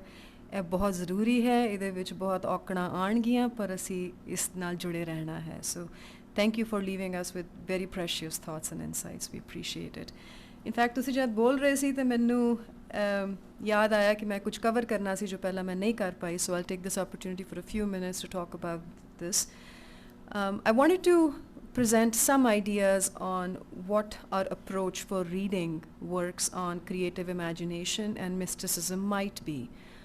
I think ਕਿ ਇਹ ਜਿਹੜੀ approach ਹੈਗੀ ਹੈ, it's already known to us. We just have to spend time to listen to ourselves. But because this is the ambience to talk about this, I'll present some thoughts on what might we use as a rule or as an approach to read the works of creative imagination and mysticism. So ਜਿਹੜੇ creative imagination ਦੇ works ਨੇ ਉਸ ਨੂੰ ਅਸੀਂ basically ਤਿੰਨ levels ਦੇ ਉੱਤੇ perceive ਕਰਨਾ, 3 ਲੈਵਲਸ ਦੇ ਉੱਤੇ ਸਮਝਣਾ। ਪਹਿਲਾਂ ਅਸੀਂ ਉਹਦਾ ਸਟਰਕਚਰ ਸਮਝਣਾ, ਅਸੀਂ ਸਾਰੇ ਉਹਦਾ ਸਟਰਕਚਰ ਸਮਝਾਂਗੇ। ਸੋ ਸਟਰਕਚਰਲ ਰੂਲਸ ਦੇ ਵਿੱਚ ਸਭ ਤੋਂ ਪਹਿਲਾਂ ਅਸੀਂ ਇਹ ਸਮਝਾਂਗੇ ਕਿ ਇਹ ਬੁੱਕ ਦਾ ਜੌਨਰਾ, ਬੁੱਕ ਦਾ ਕਾਈਂਡ ਕੀ ਹੈ। Is it a novel or a play or is it a story. And ਇਹਦੇ ਬਾਰੇ ਇਹ ਕਿਉਂ ਇੰਪੋਰਟੈਂਟ ਹੈ ਇਹਦੇ ਬਾਰੇ ਮੈਂ ਬਾਅਦ ਦੇ ਵਿੱਚ ਦੱਸਾਂਗੀ, but right now I'll just outline the steps. ਸਭ ਤੋਂ ਪਹਿਲੇ ਸਟਰਕਚਰਲ ਅਵੇਅਰਨੈਸ ਕਿਤਾਬ ਦੀ ਲੈਣੀ ਹੈ, ਉਹਦਾ ਜੌਨਰਾ ਕੀ ਹੈ ਇਹ ਆਈਡੈਂਟੀਫਾਈ ਕਰਨਾ ਹੈ। ਦੂਸਰਾ ਅਸੀਂ ਇਹ ਆਈਡੈਂਟੀਫਾਈ ਕਰਨਾ ਹੈ ਕਿ ਇਸ ਬੁੱਕ ਦਾ ਹੋਲ ਕੀ ਹੈ। ਇਸ ਬੁੱਕ ਨੂੰ ਜੇ ਅਸੀਂ 2 ਜਾਂ 3 ਲਾਈਨਸ ਦੇ ਵਿੱਚ ਪਰਸੀਵ ਕਰਨਾ ਹੈ ਤਾਂ ਉਹ ਕੀ ਪੰਕਤੀਆਂ ਹੋਣਗੀਆਂ ਜੋ ਅਸੀਂ ਯੂਜ਼ ਕਰਾਂਗੇ ਉਸ ਦੀ ਸਪਿਰਿਟ ਨੂੰ ਆਈਡੈਂਟੀਫਾਈ ਕਰਨ ਲਈ। ਸੋ ਇਸ ਨੂੰ ਕਹਾਂਗੇ ਕਿ we have to grasp the unity of the whole book. And we can do this. It might be challenging in the beginning, but I think ਅਸੀਂ ਰੀਡ ਕਰਕੇ ਜਾਂ ਰੀਡ ਕਰਕੇ, there might be 2 readings involve, but we will be able to get to there. ਸੋ ਇਹ ਜਿਹੜੀ grasp ਕਰਾਂਗੇ ਅਸੀਂ overall unity of the whole work, even after several years ਜੇ ਅਸੀਂ ਪੁੱਛਾਂਗੇ 10 ਸਾਲ ਪਹਿਲਾਂ ਅਸੀਂ ਕਿਤਾਬ ਪੜ੍ਹੀ ਸੀ, ਸਾਨੂੰ ਕੀ ਯਾਦ ਹੈ, ਇਹ 2-3 ਪੰਕਤੀਆਂ ਸਾਡੇ ਦਿਮਾਗ ਦੇ ਵਿੱਚ ਜੋ ਨੇ ਉਹ ਅੰਕਿਤ ਹੋਣਗੀਆਂ, ਅਸੀਂ ਵੀ ਕਿਸੇ ਵੀ ਟਾਈਮ ਰਿਵਾਈਵ ਕਰ ਸਕਾਂਗੇ ਇਸ ਵਰਕ 'ਚੋਂ ਅਸੀਂ ਕੀ ਕੱਢਿਆ ਸੀ। ਅਤੇ ਤੀਜਾ ਨਾ ਉਹ ਅਸੀਂ ਇਨਵਰਸ ਕਰਾਂਗੇ, ਉਹ ਅਸੀਂ ਇਹ ਕਰਾਂਗੇ ਕਿ we must reduce the whole to its simplest unity, and we should also know how all these individual parts are unified and integrated with each other. So ਇਹ ਵਾਲਾ goal ਜੋ ਹੈ ਇਹ ਸਾਨੂੰ next level of understanding of rules ਤੇ ਲੈ ਕੇ ਜਾਏਗਾ। ਸੋ ਦੂਜੇ set of rules ਹੋਣਗੇ interpretive rules। ਸੋ creative imagination ਦੇ ਵਿੱਚ ਜਿਹੜੇ elements ਨੇ ਰਾਈਟ, ਉਹ characters ਦੀਆਂ thoughts ਨੇ, speeches ਨੇ, feelings ਨੇ, emotions ਨੇ। ਸੋ ਅਸੀਂ ਆਪਣੇ ਆਪ ਨੂੰ ਇੱਦਾਂ ਇਮੈਜਿਨ ਕਰਾਂਗੇ ਕਿ ਸਾਡੇ ਮੂਹਰੇ ਉਹਨਾਂ ਦੀ ਲਾਈਫ ਜੋ ਹੈ ਉਹ ਵਿਚਰ ਰਹੀ ਹੈ। ਅਸੀਂ ਉਹਨਾਂ ਦੇ ਨਾਲ ਜੇ ਇੱਦਾਂ ਇਮੈਜਿਨ ਕਰਾਂਗੇ, ਅਸੀਂ ਉਹਨਾਂ ਨਾਲ ਇੱਕ ਸਿੰਪੈਥੈਟਿਕਲੀ ਰਿਲੇਟ ਕਰਾਂਗੇ ਕਿ ਸਾਡੇ ਸਾਹਮਣੇ ਇਹ ਚੀਜ਼ ਹੋ ਰਹੀ ਹੈ, ਸਾਡੇ ਅੰਦਰ ਉਸ ਬੰਦੇ ਦੇ ਅੰਦਰ ਕੀ ਕਸ਼ਮਕਸ਼ ਚੱਲ ਰਹੀ ਹੈ, ਕੀ ਉਲਾਰ ਉੱਠ ਰਹੇ ਨੇ, ਇਹ ਅਸੀਂ ਬਹੁਤ ਟਰਾਂਸਪੇਰੈਂਟਲੀ ਦੇਖ ਪਾਵਾਂਗੇ। ਸੋ ਇਹਦੇ ਨਾਲ ਸਾਨੂੰ ਕਿਤਾਬ ਦੀ ਜੋ ਇੰਟਰਪ੍ਰੀਟੇਸ਼ਨ ਹੈ ਉਹ ਈਜ਼ੀਲੀ ਮੁਹੱਈਆ ਹੋਏਗੀ, ਰਾਦਰ ਦੈਨ ਜੇ ਅਸੀਂ ਬਸ ਇੱਕ ਟੈਕਸਟ ਵਾਂਗੂ ਉਸਨੂੰ ਪੜ੍ਹੀਏ ਅਤੇ ਉਹ ਪੜ੍ਹਾਈ ਨਹੀਂ ਹੋਏਗੀ। ਫਿਰ ਉਹ ਇੱਕ ਬੇਸਿਕਲੀ ਸ਼ਾਇਦ ਆਪਣੀ ਲੈਕਸਾਈਲ ਰੇਂਜ ਨੂੰ ਵਧਾਉਣ ਦੀ ਐਫਰਟ ਹੈਗੇ ਆ, ਉਹ ਇੰਟਰਪ੍ਰੀਟੇਸ਼ਨ ਦੇ ਨੁਕਤੇ ਤੋਂ ਨਹੀਂ ਠੀਕ ਹੈ। ਅਤੇ ਦੂਸਰਾ ਅਸੀਂ ਫਿਰ ਇਹ ਕਰਨਾ ਕਿ we have to become at home in that imaginary world. ਜੇ ਸਾਨੂੰ ਦਿਖ ਰਿਹਾ ਹੈ ਕਿ ਇੱਕ ਕੈਰੈਕਟਰ ਹੈ, ਉਹਦੀ ਡਾਊਨ ਸਾਈਡ ਚੱਲ ਰਹੀ ਹੈ, ਉਹਦੀ ਲਾਈਫ ਦੇ ਵਿੱਚ ਬਹੁਤ ਕ੍ਰਾਈਸਿਸ ਆਇਆ ਹੋਇਆ, ਸਾਨੂੰ ਆਪਣੇ ਆਪ ਨੂੰ ਸੰਭਾਲ ਕੇ ਉਹਨੂੰ ਦੇਖਣਾ ਪਏਗਾ, ਉਹ ਸੀਨ ਦੇ ਉੱਤੇ ਉਹਦੇ ਨਾਲ ਜੋ ਉਸ 'ਤੇ ਵਾਪਰ ਰਿਹਾ ਸਾਨੂੰ ਆਪਣੇ 'ਤੇ ਵੀ ਵਰਪਾਉਣਾ ਪਏਗਾ, ਤਾਂ ਅਸੀਂ ਦੂਜੇ ਲੈਵਲ 'ਤੇ ਜੋ ਹੈ ਟੈਕਸਟ ਇੰਟਰਪ੍ਰੈਟ ਕਰ ਸਕਦੇ ਹਾਂ। ਸੋ ਇਹ ਜਰਨੀ ਜਿਹੜੀ ਹੈ ਸਾਡੇ ਅੰਦਰ ਦੇ ਵੀ ਬਹੁਤ ਦਰਵਾਜ਼ੇ ਖੋਲ੍ਹੇਗੀ। ਤੀਜਾ ਜੋ ਹੈ ਕ੍ਰਿਟੀਕਲ ਲੈਵਲ ਜੋ ਹੈ ਟੈਕਸਟ ਨੂੰ ਪਰਸੀਵ ਕਰਨ ਦਾ ਇਹ ਨੈਸੈਸਰੀ ਹੈ, ਥੋੜ੍ਹਾ ਜਿਹਾ ਸਾਡੇ ਲਈ ਅਨਕੰਫਰਟੇਬਲ ਹੋ ਸਕਦਾ, ਬਟ ਕ੍ਰਿਟੀਕਲੀ ਵੀ ਇਵੈਲੂਏਟ ਕਰਨਾ ਹੈ। ਬਟ ਇੱਕ ਚੀਜ਼ ਇਹ ਹੈ ਕਿ ਅਸੀਂ ਜੋ ਹੈ ਉਹ ਟੈਕਸਟ ਨੂੰ ਕ੍ਰਿਟੀਸਾਈਜ਼ ਤਦ ਤੱਕ ਨਹੀਂ ਕਰਨਾ ਜਦ ਤੱਕ ਅਸੀਂ ਫੁੱਲੀ ਅਪਰੀਸ਼ੀਏਟ ਨਹੀਂ ਕਰਦੇ ਕਿ ਆਥਰ ਨੇ ਸਾਨੂੰ ਐਕਸਪੀਰੀਅੰਸ ਕਰਨ ਲਈ ਕਿਹਾ ਕੀ ਹੈ। ਸੋ ਆਥਰ ਦਾ ਇੱਕ ਗੋਲ ਹੈ ਕਿ ਸਾਨੂੰ ਇੱਕ ਐਕਸਪੀਰੀਅੰਸ ਵੰਡੇ ਆਪਣਾ, ਕਿਉਂਕਿ ਆਥਰ ਨੇ ਜਦੋਂ ਉਹ ਕਿਤਾਬ ਲਿਖੀ ਹੈ ਉਸਨੇ ਵੀ ਇੱਦਾਂ ਸੀਨ ਦੇ ਮੂਹਰੇ ਖੜ੍ਹੇ ਹੋ ਕੇ ਸਾਰੀਆਂ ਚੀਜ਼ਾਂ ਨੋਟ ਕਰਕੇ ਉਹਨਾਂ ਕਰੈਕਟਰਸ ਨੂੰ ਸਿੰਪਥੈਟਿਕਲੀ ਅਸੈਸ ਕਰਕੇ ਸਾਰਾ ਕੁਝ ਇਨਸਕ੍ਰਾਈਬ ਕੀਤਾ।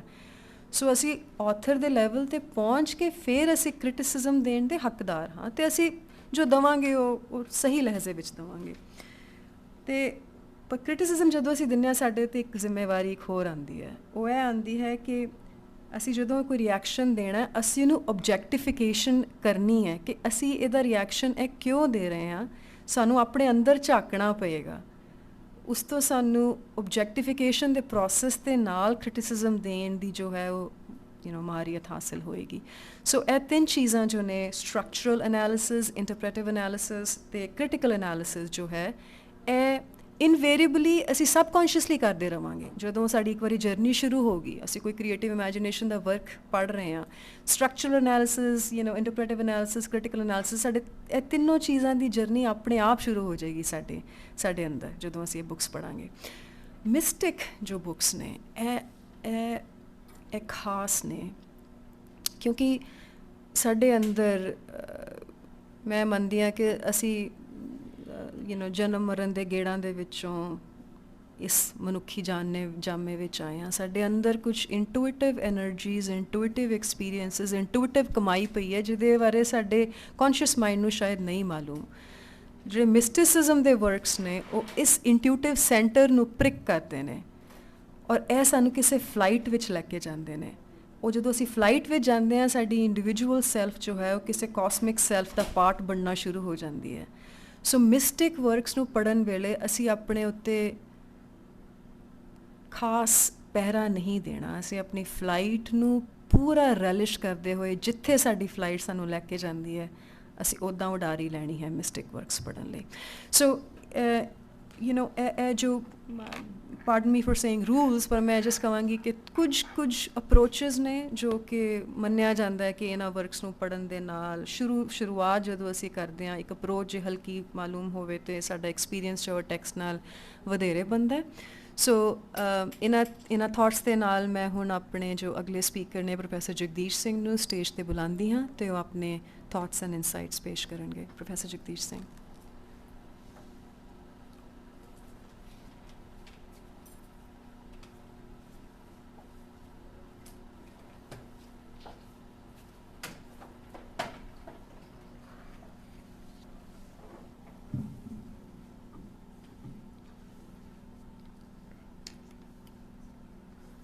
ਸਟੇਜ 'ਤੇ ਬਿਰਾਜਮਾਨ ਹਰਜੋਤ ਕੌਰ ਜੀ, ਗੁਰਪ੍ਰੀਤ ਕੌਰ ਜੀ ਅਤੇ ਸਾਧ ਸੰਗਤ ਜੀਓ, ਵਾਹਿਗੁਰੂ ਜੀ ਕਾ ਖਾਲਸਾ, ਵਾਹਿਗੁਰੂ ਜੀ ਕੀ ਫਤਿਹ। ਸੋ ਮੈਨੂੰ ਇਸ ਸੈਸ਼ਨ ਵਿੱਚ ਜੋ ਟੌਪਿਕ ਦਿੱਤਾ ਗਿਆ ਉਹ ਇਹ ਦਿੱਤਾ ਗਿਆ ਕਿ ਬਲੀਵਰ ਦੇ ਲਈ ਲਿਟਰੇਚਰ ਪੜ੍ਹਨਾ ਕਿਉਂ ਜ਼ਰੂਰੀ ਹੈ। ਸੋ ਮੈਂ ਇਸ ਦਾਇਰੇ ਦੇ ਵਿੱਚ ਰਹਿੰਦੇ ਹੋਏ ਕੁਝ ਚੀਜ਼ਾਂ ਆਪ ਨਾਲ ਸ਼ੇਅਰ ਕਰਾਂਗਾ। ਸੋ ਪਹਿਲਾਂ ਮੈਂ ਸਿੱਖ ਵੂਮਨ ਬੁੱਕ ਕਲੱਬ ਨੂੰ ਵਿਜ਼ੂਅਲਾਈਜ਼ ਜਿਸ ਤਰ੍ਹਾਂ ਕੀਤਾ ਗਿਆ ਅਤੇ ਜਿਸ ਦਿਸ਼ਾ ਦੇ ਵਿੱਚ ਇਹ ਕਾਰਜਸ਼ੀਲ ਹੋਣ ਜਾ ਰਿਹਾ ਹੈ ਉਹਦੀ ਆਪ ਸਭ ਨੂੰ ਵਧਾਈ ਦਿੰਦਾ। ਤੋ ਇਸ ਵਧਾਈ ਨੂੰ ਫੀਲ ਕਰਦੇ ਹੋਏ ਜਿਹੜੀਆਂ ਚੀਜ਼ਾਂ ਮੇਰੇ ਅੰਦਰ ਆ ਰਹੀਆਂ ਹਨ ਮੈਂ ਉਹਨਾਂ ਨੂੰ ਆਪ ਨਾਲ ਸ਼ੇਅਰ ਕਰਕੇ ਆਪਣਾ ਲੈਕਚਰ ਸ਼ੁਰੂ ਕਰਨਾ ਚਾਹਾਂਗਾ। ਸੋ ਉਹਦੇ ਵਿੱਚ ਮੈਨੂੰ ਲਾਈਟ ਆਫ ਏਸ਼ੀਆ ਕਿਤਾਬ ਯਾਦ ਆ ਰਹੀ ਹੈ। ਸੋ ਲਾਈਟ ਆਫ ਏਸ਼ੀਆ ਕਿਤਾਬ ਦੇ ਵਿੱਚ ਜਦੋਂ ਮਹਾਤਮਾ ਬੁੱਧ ਜਿਹੜੇ ਆ ਉਹ ਬੋਧ ਗਿਆ ਦੇ ਦਰਖਤ ਦੇ ਥੱਲੇ ਬੈਠੇ ਹੋਏ ਹਨ ਅਤੇ ਸਖਤ ਤਪ ਦੇ ਨਾਲ ਉਹਨਾਂ ਦਾ ਸਰੀਰ ਸੁੱਕ ਗਿਆ ਹੈ ਅਤੇ ਅਜੇ ਉਹਨਾਂ ਨੂੰ ਰਿਅਲਾਈਜੇਸ਼ਨ ਨਹੀਂ ਹੋਈ। ਤਾਂ ਉਸ ਵੇਲੇ ਇੱਕ ਨੱਚਣ ਵਾਲਿਆਂ ਦਾ ਗਰੁੱਪ ਜਿਹੜਾ ਆ ਉਹ ਫਲਗੂ ਨਦੀ ਦੇ ਨੇੜੇ ਬੈਠੇ ਹੋਏ ਆ ਮਹਾਤਮਾ ਬੁੱਧ। ਤਾਂ ਉਹ ਉੱਥੇ ਆਉਂਦਾ ਅਤੇ ਉਹ ਨੱਚਦਾ ਅਤੇ ਉਹ ਕਹਿੰਦਾ, ਹੇ ਸਜਿੰਦੇ ਆਪਣੀਆਂ ਤਾਰਾਂ ਨੂੰ ਇੰਨਾ ਵੀ ਨਾ ਕੱਸ ਕੇ ਇਹ ਟੁੱਟ ਜਾਣ ਅਤੇ ਇਹਨਾਂ 'ਚ ਰਾਗ ਮਰ ਜਾਵੇ। ਹੇ ਸਜਿੰਦੇ ਆਪਣੀਆਂ ਤਾਰਾਂ ਨੂੰ ਇੰਨਾ ਵੀ ਢਿੱਲਾ ਨਾ ਛੱਡ ਕੇ ਇਹਨਾਂ 'ਚੋਂ ਰਾਗ ਅਲੋਪ ਹੋ ਜਾਵੇ। ਸੋ ਮਹਾਤਮਾ ਬੁੱਧ ਜਦੋਂ ਇਹ ਸੁਣਦੇ ਆ ਤਾਂ ਉਹਨਾਂ ਦੇ ਵਿੱਚੋਂ ਦੀ ਉਹਨਾਂ ਨੂੰ ਲੱਗਦਾ ਕਿ ਮਿਡਲ ਪਾਥ ਜਿਹੜਾ ਆ ਉਹੀ ਰਸਤਾ ਆ। ਸੋ ਪਰ ਉਹਨਾਂ ਨੂੰ ਇਹ ਗਿਆਨ ਹੋ ਜਾਂਦਾ ਪਰ ਉਹਨਾਂ ਦੇ ਸਰੀਰ 'ਚ ਅਜੇ ਤਾਕਤ ਨਹੀਂ ਰਹਿੰਦੀ ਕਿਉਂਕਿ ਉਹ ਕਠਿਨ ਤਪੱਸਿਆ ਦੇ ਵਿੱਚ ਬੈਠੇ ਸੀ। ਸੋ ਉਸ ਵੇਲੇ ਫਲਗੂ ਦਰਿਆ ਨੂੰ ਪਾਰ ਕਰਕੇ ਇੱਕ ਕੁੜੀ ਸੁਜਾਤਾ ਜਿਹੜੀ ਹੈ ਉਹ ਆਉਂਦੀ ਹੈ ਅਤੇ ਉਹ ਹਰ ਰੋਜ਼ ਅੱਗੇ ਵੀ ਆਉਂਦੀ ਸੀ ਅਤੇ ਆਪਣਾ ਖੀਰ ਦਾ ਜਾਂ ਦੁੱਧ ਦਾ ਕਟੋਰਾ ਉਹਨੇ ਕੋਲ ਰੱਖ ਜਾਂਦੀ ਸੀ। ਜੇ ਉਹਨਾਂ ਨੇ ਖਾਧਾ ਹੁੰਦਾ ਸੀ ਤਾਂ ਉਹ ਮਤਲਬ ਬਦਲ ਦਿੰਦੀ ਸੀ ਅਤੇ ਉਹ ਇਸ ਤਰ੍ਹਾਂ ਚੱਲਦਾ ਸੀ। ਉਹ ਉੱਦਣ ਵੀ ਆਈ ਅਤੇ ਉਹਨੇ ਉਹ ਕਟੋਰਾ ਰੱਖਿਆ। ਫਿਰ ਮਹਾਤਮਾ ਬੁੱਧ ਨੇ ਉਹ ਕਟੋਰਾ ਪੀਤਾ। ਸੋ ਮੈਂ ਕਹਿਣਾ ਚਾਹੁੰਦਾ ਕਿ ਬੁੱਧਿਜ਼ਮ ਦੇ ਵਿੱਚ ਜਦੋਂ ਹਾਇਰ ਰਿਅਲਾਈਜੇਸ਼ਨ ਵਾਪਰੀ ਤਾਂ ਉਸ ਰਿਅਲਾਈਜੇਸ਼ਨ ਨੂੰ ਧਰਤੀ ਦੇ ਉੱਤੇ ਲਿਜਾਣ ਲਈ ਬੁੱਧ ਦੇ ਸਰੀਰ 'ਚ ਜਿਹੜੀ ਤਾਕਤ ਆਈ ਉਹ ਸੁਜਾਤਾ ਦੇ ਉਸ ਸੇਵਾ 'ਚੋਂ ਆਈ। ਸੋ ਬੁੱਧਿਜ਼ਮ ਦੇ ਧੁਰੇ ਦੇ ਵਿੱਚ ਸੁਜਾਤਾ ਦਾ ਜਿਹੜਾ ਉਹ ਸੇਵਾ ਵਾਲੀ ਡਿਮੈਂਸ਼ਨ ਆ ਜਾਂ ਬੁੱਧ ਨੂੰ ਪਛਾਣ ਸਕਣ ਵਾਲੀ ਅੱਖ ਜਿਹੜੀ ਆ ਉਹਦੇ ਅੰਦਰ ਪਈ ਹੋਈ ਆ ਉਹਦਾ ਵੱਡਾ ਰੋਲ ਆ। ਸੋ ਇਸ ਕਰਕੇ ਵੂਮਨ ਜਿਹੜੀ ਆ ਉਹਦਾ ਹਾਇਰ ਰਿਅਲਾਈਜੇਸ਼ਨ ਦੇ ਵਿੱਚ ਜਿੰਨਾ ਵੀ ਧਰਤੀ 'ਤੇ ਵਾਪਰੀ ਆ ਉਹਦਾ ਵੱਡਾ ਰੋਲ ਰਿਹਾ ਆ। ਸੋ ਸਿੱਖੀਜ਼ਮ ਦੇ ਵਿੱਚ ਵੀ ਜਿਹੜੇ ਆ ਬਾਣੀ ਨੇ ਜਦੋਂ ਉਤਾਰਾ ਕਰਨਾ ਸੀ ਤਾਂ ਉਸ ਤੋਂ ਪਹਿਲਾਂ ਜਿਹੜੀ ਰਬਾਬ ਲਈ ਗਈ ਉਹ ਰਬਾਬ ਦੇ ਵਿੱਚ ਬੇਬੇ ਨਾਨਕੀ ਤੋਂ ਪੈਸੇ ਦਵਾਏ ਗਏ। ਸੋ ਅਤੇ ਉਹ ਜਿਹੜੀ ਭਾਈ ਬਾਲਾ ਜੀ ਦੀ ਜਨਮ ਸਾਖੀ 'ਚ ਸਾਰੀ ਡਿਟੇਲ ਆਉਂਦੀ ਹੈ ਰਬਾਬ ਵਾਲੀ, ਉਹਨੂੰ ਜੇ ਪੜ੍ਹੋ ਤਾਂ ਉਹਦੇ 'ਚ ਬਹੁਤ ਜ਼ਿਆਦਾ ਉਚੇਚ ਆ ਇਸ ਚੀਜ਼ ਦਾ ਕਿ ਇਹਦੇ ਪੈਸੇ ਜਿਹੜੇ ਆ ਉਹ ਬੇਬੇ ਨਾਨਕੀ ਜੀ ਦੇਣ। ਸੋ ਇਹਦਾ ਮਤਲਬ ਵੀ ਜਿਹੜੀ ਬਾਣੀ ਉਤਰ ਰਹੀ ਹੈ ਉਹਦੀ ਰਬਾਬ ਜਿਹੜੀ ਰਬਾਬ 'ਤੇ ਉਤਰਨੀ ਹੈ, ਮਰਦਾਨਿਆਂ ਰਬਾਬ ਵਜਾ ਬਾਣੀ ਆਈ ਆ, ਇਹ ਬੋਲ ਸਾਡੀ ਚੇਤਨਾ 'ਚ ਪਿਆ, ਸਾਡੀਆਂ ਲਿਖਤਾਂ 'ਚ ਵੀ ਪਿਆ, ਉਹਦੇ ਧੁਰੇ ਅੰਦਰ ਵੀ ਬੇਬੇ ਨਾਨਕੀ ਜਿਹੜੇ ਆ ਉਹ ਪਏ ਹੋਏ ਆ। ਅਤੇ ਅੰਮ੍ਰਿਤ ਸੰਚਾਰ ਵੇਲੇ ਤਾਂ ਮਾਤਾ ਸਾਹਿਬ ਦੇਵਾਂ ਜੀ ਦਾ ਜਿਹੜਾ ਉੱਥੇ ਪ੍ਰੈਜ਼ੈਂਸ 'ਚ ਹੋਣਾ ਉਸ ਮਤਲਬ ਖਾਲਸੇ ਦੇ ਪ੍ਰਗਟ ਹੋਣ ਦਾ ਜਿਹੜਾ ਮਹਾਰਾਜ ਨੇ ਅਲੌਕਿਕ ਦ੍ਰਿਸ਼ ਸਾਜਿਆ ਸੋ ਤੇ ਗੁਰੂ ਗ੍ਰੰਥ ਸਾਹਿਬ ਦੀ ਸਾਰੀ ਆਵਾਜ਼ ਜਿਹੜੀ ਹੈ ਉਹ ਵੂਮਨ ਦੀ ਆਵਾਜ਼ ਆ। ਸੋ ਉਹਦੇ 'ਚ ਜਿਹੜੀ ਪ੍ਰੇਅਰ ਹੈ ਉਹ ਸੁਹਾਗਣ ਦੇ ਰਾਹੀਂ ਕੀਤੀ ਗਈ ਪ੍ਰੇਅਰ ਆ। ਸੋ ਇਹਦਾ ਮਤਲਬ ਹੈ ਕਿ ਜਿਹੜੀ ਕਿਸੇ ਵੀ ਬਲੀਵਰਸ ਦਾ ਜਿਹੜਾ ਕਲਚਰ ਆ, ਇਸਲਾਮ 'ਚ ਵੀ ਲੱਭੀਆਂ ਜਾ ਸਕਦੀਆਂ ਇਹਦੀਆਂ ਗੱਲਾਂ, ਕਿ ਜਦੋਂ ਮੁਹੰਮਦ ਸਾਹਿਬ ਅੱਲਾ ਦੇ ਦਰ 'ਤੇ ਗਏ ਅਤੇ ਉਹ ਜਿਹੜਾ ਐਨੀਮਲ ਆ ਉਹਦਾ ਨਾਮ ਬੁਰਾਕ ਆ। ਬੁਰਾਕ ਬਣਿਆ ਹੁੰਦਾ ਬਿਜਲੀ। ਸੋ ਉਂਝ ਤਾਂ ਇਸਲਾਮ 'ਚ ਪੇਂਟਿੰਗ ਨੂੰ ਮਨਾਈ ਹੈ, ਪਰ ਜਿਹੜੀਆਂ ਪੇਂਟਿੰਗਸ ਬਣੀਆਂ ਬੁਰਾਕ ਦਾ ਜਿਹੜਾ ਫੇਸ ਆ ਉਹ ਵੂਮਨ ਦਾ ਫੇਸ ਆ। ਸੋ ਇਹਦਾ ਮਤਲਬ ਮੁਹੰਮਦ ਜਿਹੜੀ ਆਪਣੇ ਹਾਇਰ ਐਕਸਪੀਰੀਅੰਸ 'ਚ ਜਦੋਂ ਜਾ ਰਹੇ ਆ ਤਾਂ ਉਹਦੇ ਵਿੱਚ ਵੂਮਨ ਦੀ ਪਾਰਟੀਸਪੇਸ਼ਨ ਆ, ਜਿਹੜੀ ਕਿ ਸੂਫੀਜ਼ਮ ਦੇ ਮਿਊਜ਼ਿਕ ਦੇ ਵਿੱਚ ਜਿਹੜਾ ਆ ਉਹ ਜਿਹੜਾ ਅਸਥੈਟਿਕ ਫੈਮਨਾਈਨ ਅਤੇ ਮਿਸਟਿਕ ਫੈਮਨਾਈਨ ਦਾ ਦਖਲ ਆ ਜਿਹੜਾ ਸੂਫੀਜ਼ਮ ਦੀ ਰਾਈਟਿੰਗਸ ਦੇ ਵਿੱਚ ਅਤੇ ਉਹਨਾਂ ਦੇ ਮਿਊਜ਼ਿਕ ਦੇ ਵਿੱਚ, ਉੱਥੋਂ ਵੀ ਇਹ ਗੱਲ ਜ਼ਾਹਿਰ ਹੁੰਦੀ ਹੈ। ਸੋ ਚਲੋ, ਸੋ ਇਸ ਕਰਕੇ ਜਿਹੜਾ ਮੈਂ ਕਹਿਣਾ ਚਾਹੁੰਦਾ ਹਾਂ ਕਿ ਫੇਥ ਦੀ ਦੁਨੀਆ ਦੇ ਵਿੱਚ ਜਿਹੜਾ ਵਰਲਡ ਲਿਟਰੇਚਰ ਤੁਸੀਂ ਦੇਖੋ ਜਾਂ ਵਰਲਡ ਦੇ ਮਿਸਟਿਕ ਐਕਸਪੀਰੀਅੰਸਿਸ ਦੇਖੋ ਤਾਂ ਉਹਦੇ ਦੇ ਵਿੱਚ ਜਿਹੜਾ ਫੈਮਨਾਈਨ ਡਾਇਮੈਂਸ਼ਨ ਆ, ਸੋ ਫੈਮਨਾਈਨ ਡਾਇਮੈਂਸ਼ਨ ਜਿਹੜੀ ਆ ਉਹ ਮੈਂ ਬਾਇਓਲੋਜੀਕਲ ਜੈਂਡਰ ਅਤੇ ਸੋਸ਼ਲ ਸਾਈਕੋਲੋਜੀ ਦੇ ਅਧੀਨ ਨਹੀਂ ਕਹਿ ਰਿਹਾ। ਸੋ ਸਿੱਖੀਜ਼ਮ ਦੇ ਵਿੱਚ ਜਾਂ ਰਿਲੀਜੀਅਸ ਬਲੀਵਰਸ ਦਾ ਜਿਹੜਾ ਵਰਲਡ ਆ ਉਹਦੇ ਵਿੱਚ ਜਿਹੜੀ ਸਾਡੀ ਬਾਡੀ ਆ ਉਹ ਕਿਸੇ ਚੀਜ਼ ਨੂੰ ਸਿੰਬੋਲਾਈਜ਼ ਕਰਦੀ ਹੈ। ਉਹ ਬਿਲਕੁਲ ਫਿਜ਼ੀਕਲ ਬਾਇਓਲੋਜੀਕਲ ਕੈਟੇਗਰੀਜ਼ ਦੇ ਵਿੱਚ ਜੈਂਡਰ ਦੇ ਅਰਥਾਂ 'ਚ ਨਹੀਂ ਹਨ। ਮੈਂ ਆਪਣੀ ਬਾਡੀ ਦੇ ਵਿੱਚ ਆਪਣੇ ਬਾਇਓਲੋਜੀਕਲ ਆਸਪੈਕਟ ਦੀ ਰਿਪਰੈਜ਼ੈਂਟੇਸ਼ਨ ਹੀ ਨਹੀਂ ਕਰਨ ਇਸ ਧਰਤੀ 'ਤੇ ਆਇਆ। ਮੇਰੇ ਪਿੱਛੇ ਮੇਰੇ ਅੰਦਰ ਕੋਈ ਹੋਰ ਡਾਇਮੈਂਸ਼ਨ ਪਈ ਆ ਜਿਹਨੂੰ ਮੈਂ ਬਲੀਵ ਕਰਦਾ, ਜਿੱਥੋਂ ਮੈਂ ਬਲੀਵਰ ਹਾਂ। ਸੋ ਇਸ ਕਰਕੇ ਮੈਂ ਆਪਣੀ ਬਾਡੀ ਨੂੰ, ਆਪਣੀ ਜਰਨੀ ਨੂੰ ਇੱਕ ਬਲੀਵਰ ਦੇ ਤੌਰ 'ਤੇ ਇੰਟਰਪ੍ਰੈਟ ਕਰਾਂਗਾ। ਸੋ ਬਲੀਵਰ ਟੈਕਸਟ ਕਿੰਝ ਪੜ੍ਹੇ, ਸੋ ਮੇਰੇ ਲਈ ਇਹ ਇੰਪੋਰਟੈਂਟ ਆ। ਸੋ ਬਲੀਵਰ ਮਿਊਜ਼ਿਕ ਕਿੰਝ ਸੁਣੇ। ਸੋ ਮੈਂ ਇੱਕ ਇਕੱਲਾ ਹਿਊਮਨ ਬੀਇੰਗ, ਇੱਕ ਹਿਊਮਨਿਜ਼ਮ ਦੇ ਵਿੱਚੋਂ ਡਿਵੈਲਪ ਹੋਇਆ ਇੱਕ ਕਨਸੈਪਚੁਅਲ ਫਰੇਮ ਆਪਣੇ 'ਤੇ ਅਪਲਾਈ ਕਰਕੇ ਇੱਕ ਸਾਈਕੋਫਿਜ਼ੀਓਲੋਜੀਕਲ ਬੀਇੰਗ ਨਹੀਂ ਹਾਂ। ਮੇਰੇ ਅੰਦਰ ਕੋਈ ਜੋਤ ਰੂਪ ਦਾ ਪ੍ਰਗਾਸ ਹੈ ਜੋ ਮੇਰੀ ਮੇਰਾ ਸ਼ੁੱਧ ਰੂਪ ਹੈ। ਸੋ ਮੇਰਾ ਉਹਦੇ ਵਿੱਚ ਵਿਸ਼ਵਾਸ ਹੈ। ਮੇਰਾ ਵਿਸ਼ਵਾਸ ਦਾ ਮਤਲਬ ਹੈ ਕਿ ਮੇਰੇ ਜਿਹੜੀ ਥਾਟ ਪ੍ਰੋਸੈਸਿਸ, ਮੇਰੀ ਸਾਈਕੋਲੋਜੀ, ਮੇਰੀ ਬਾਇਓਲੋਜੀ ਇਹ ਯਕੀਨ ਕਰਦੀ ਹੈ ਕਿ ਮੇਰੇ ਅੰਦਰ ਕੋਈ ਹੋਰ ਡਾਇਮੈਂਸ਼ਨ ਹੈ ਜਿਹੜੀ ਕਿ ਮੇਰਾ ਰੀਅਲ ਮੈਂ ਹੈ। ਸੋ ਹੁਣ ਇਹ ਬਣਿਆ ਕਿ ਮੇਰੇ ਇਹ ਜਿਹੜੇ ਬਾਹਰੀ ਪਸਾਰ ਹਨ ਇਹ ਬਲੀਵ ਕਰਦੇ ਹਨ। ਸੋ ਹੁਣ ਇਹ ਬਾਹਰੀ ਪਸਾਰ ਲਿਟਰੇਚਰ ਦੇ ਨਾਲ ਕਿਸ ਤਰ੍ਹਾਂ ਜੁੜਦਾ।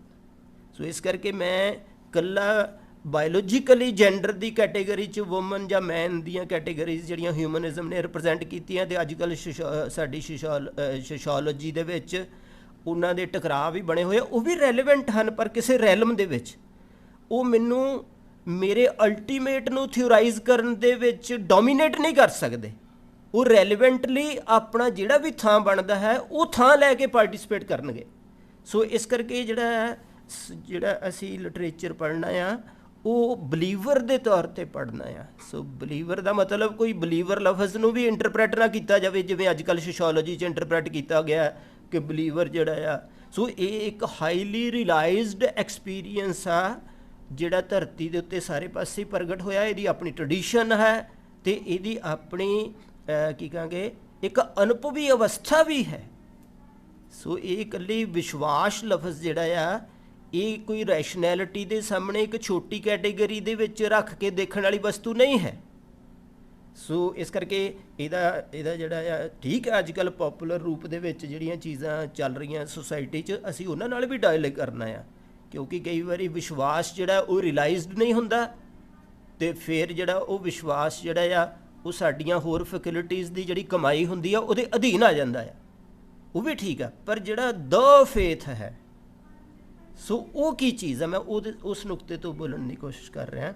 ਸੋ ਇਸ ਕਰਕੇ ਜਿਹੜਾ ਆ ਮੈਂ ਬਲੀਵਰ ਦੇ ਤੌਰ 'ਤੇ ਲਿਟਰੇਚਰ ਨੂੰ ਮੇਰੀ ਕੀ ਮਦਦ ਕਰ ਸਕਦਾ ਹੈ। ਸੋ ਮੇਰੀ ਮਦਦ ਦਾ ਮਤਲਬ ਮੇਰੀਆਂ ਇਹਨਾਂ ਫੈਸਿਲਿਟੀਜ਼ ਦੀ ਮੇਰੇ ਅੰਦਰ ਪਏ ਜੋਤ ਰੂਪ ਤੱਕ ਪਹੁੰਚਣ ਦੇ ਵਿੱਚ ਸਹਾਇਤਾ ਦੇ ਤੌਰ 'ਤੇ ਲਿਟਰੇਚਰ ਮੈਨੂੰ ਕੀ ਦਿੰਦਾ ਹੈ। ਸੋ ਮੇਰੀ ਬਾਇਓਲੋਜੀ ਨੂੰ, ਮੇਰੀ ਸਾਈਕੋਲੋਜੀ ਨੂੰ, ਮੇਰੇ ਅੰਦਰਲੇ ਜੂਸਿਸ ਨੂੰ, ਮੇਰੀ ਇਮੈਜੀਨੇਸ਼ਨ ਨੂੰ, ਮੇਰੇ ਥਾਟ ਪ੍ਰੋਸੈਸ ਨੂੰ, ਇਹਨਾਂ ਚੀਜ਼ਾਂ ਨੂੰ ਲਿਟਰੇਚਰ ਕੀ ਦਿੰਦਾ ਹੈ। ਜੇ ਇਹ ਬਿਨਾਂ ਲਿਟਰੇਚਰ ਤੋਂ ਉਸ ਵਿਸ਼ਵਾਸ ਦੇ ਵਿੱਚ ਰਹਿਣ ਤਾਂ ਕੀ ਹੁੰਦਾ ਹੈ। ਤੇ ਜੇ ਲਿਟਰੇਚਰ ਇਹਨਾਂ 'ਚ ਆ ਜਾਵੇ ਤਾਂ ਫਿਰ ਕੀ ਤਬਦੀਲੀ ਹੁੰਦੀ ਹੈ ਜਾਂ ਕੀ ਸਹਾਇਤਾ ਮਿਲਦੀ ਹੈ, ਇਹ ਆਪਣਾ ਟੌਪਿਕ ਬਣਿਆ। ਸੋ ਇਸ ਕਰਕੇ ਜਿਹੜਾ ਆ ਇਹਨੂੰ ਥੋੜ੍ਹਾ ਜਿਹਾ ਇਸ ਤਰ੍ਹਾਂ ਦੇ ਪਸਾਰ ਦੇ ਵਿੱਚ ਲਿਜਾ ਕੇ ਹੀ ਸਾਨੂੰ ਇੰਟਰਪ੍ਰੇਟ ਕਰਨਾ ਚਾਹੀਦਾ। ਇਹਦੇ ਨਾਲ ਸਾਡਾ ਰੈਵੂਲੇਸ਼ਨ ਦੇ ਨੁਕਤੇ ਤੋਂ ਆਰਟ ਦਾ ਪਰਸਪੈਕਟਿਵ ਬਣੇਗਾ। ਸੋ ਜਿਹੜੀ ਇਸ ਤੋਂ ਟੁੱਟੀ ਹੋਈ ਆਰਟ ਹੁੰਦੀ ਆ, ਉਹਦੀਆਂ ਆਪਣੀਆਂ ਪ੍ਰਾਪਤੀਆਂ ਅਤੇ ਸੀਮਾਵਾਂ ਹੁੰਦੀਆਂ ਹਨ, ਇਹ ਵੀ ਸਾਨੂੰ ਸਮਝਣ ਦੀ ਲੋੜ ਹੈ। ਅਤੇ ਉਹ ਆਪਣੀ ਜਰਨੀ ਦੀ ਪ੍ਰਾਪਤੀ ਅਤੇ ਡਿਵਰਸ਼ਨ ਅਤੇ ਅਧੂਰੇਪਣ ਅਤੇ ਸੀਮਾ ਨੂੰ ਇਸ ਜਰਨੀ ਦੇ ਵਿੱਚ ਉਹਦੀ ਅਧੀਨਗੀ 'ਚ ਕੰਟਰੀਬਿਊਟ ਕਰਦੀਆਂ ਹਨ। ਸੋ ਉਹ ਵੀ ਬਿਲਕੁਲ ਨੈਗੇਟਿਵ ਨਹੀਂ ਹਨ, ਉਹ ਵੀ ਚੀਜ਼ਾਂ ਸਾਡੇ ਨਾਲ ਰਿਲੇਸ਼ਨ 'ਚ ਹਨ।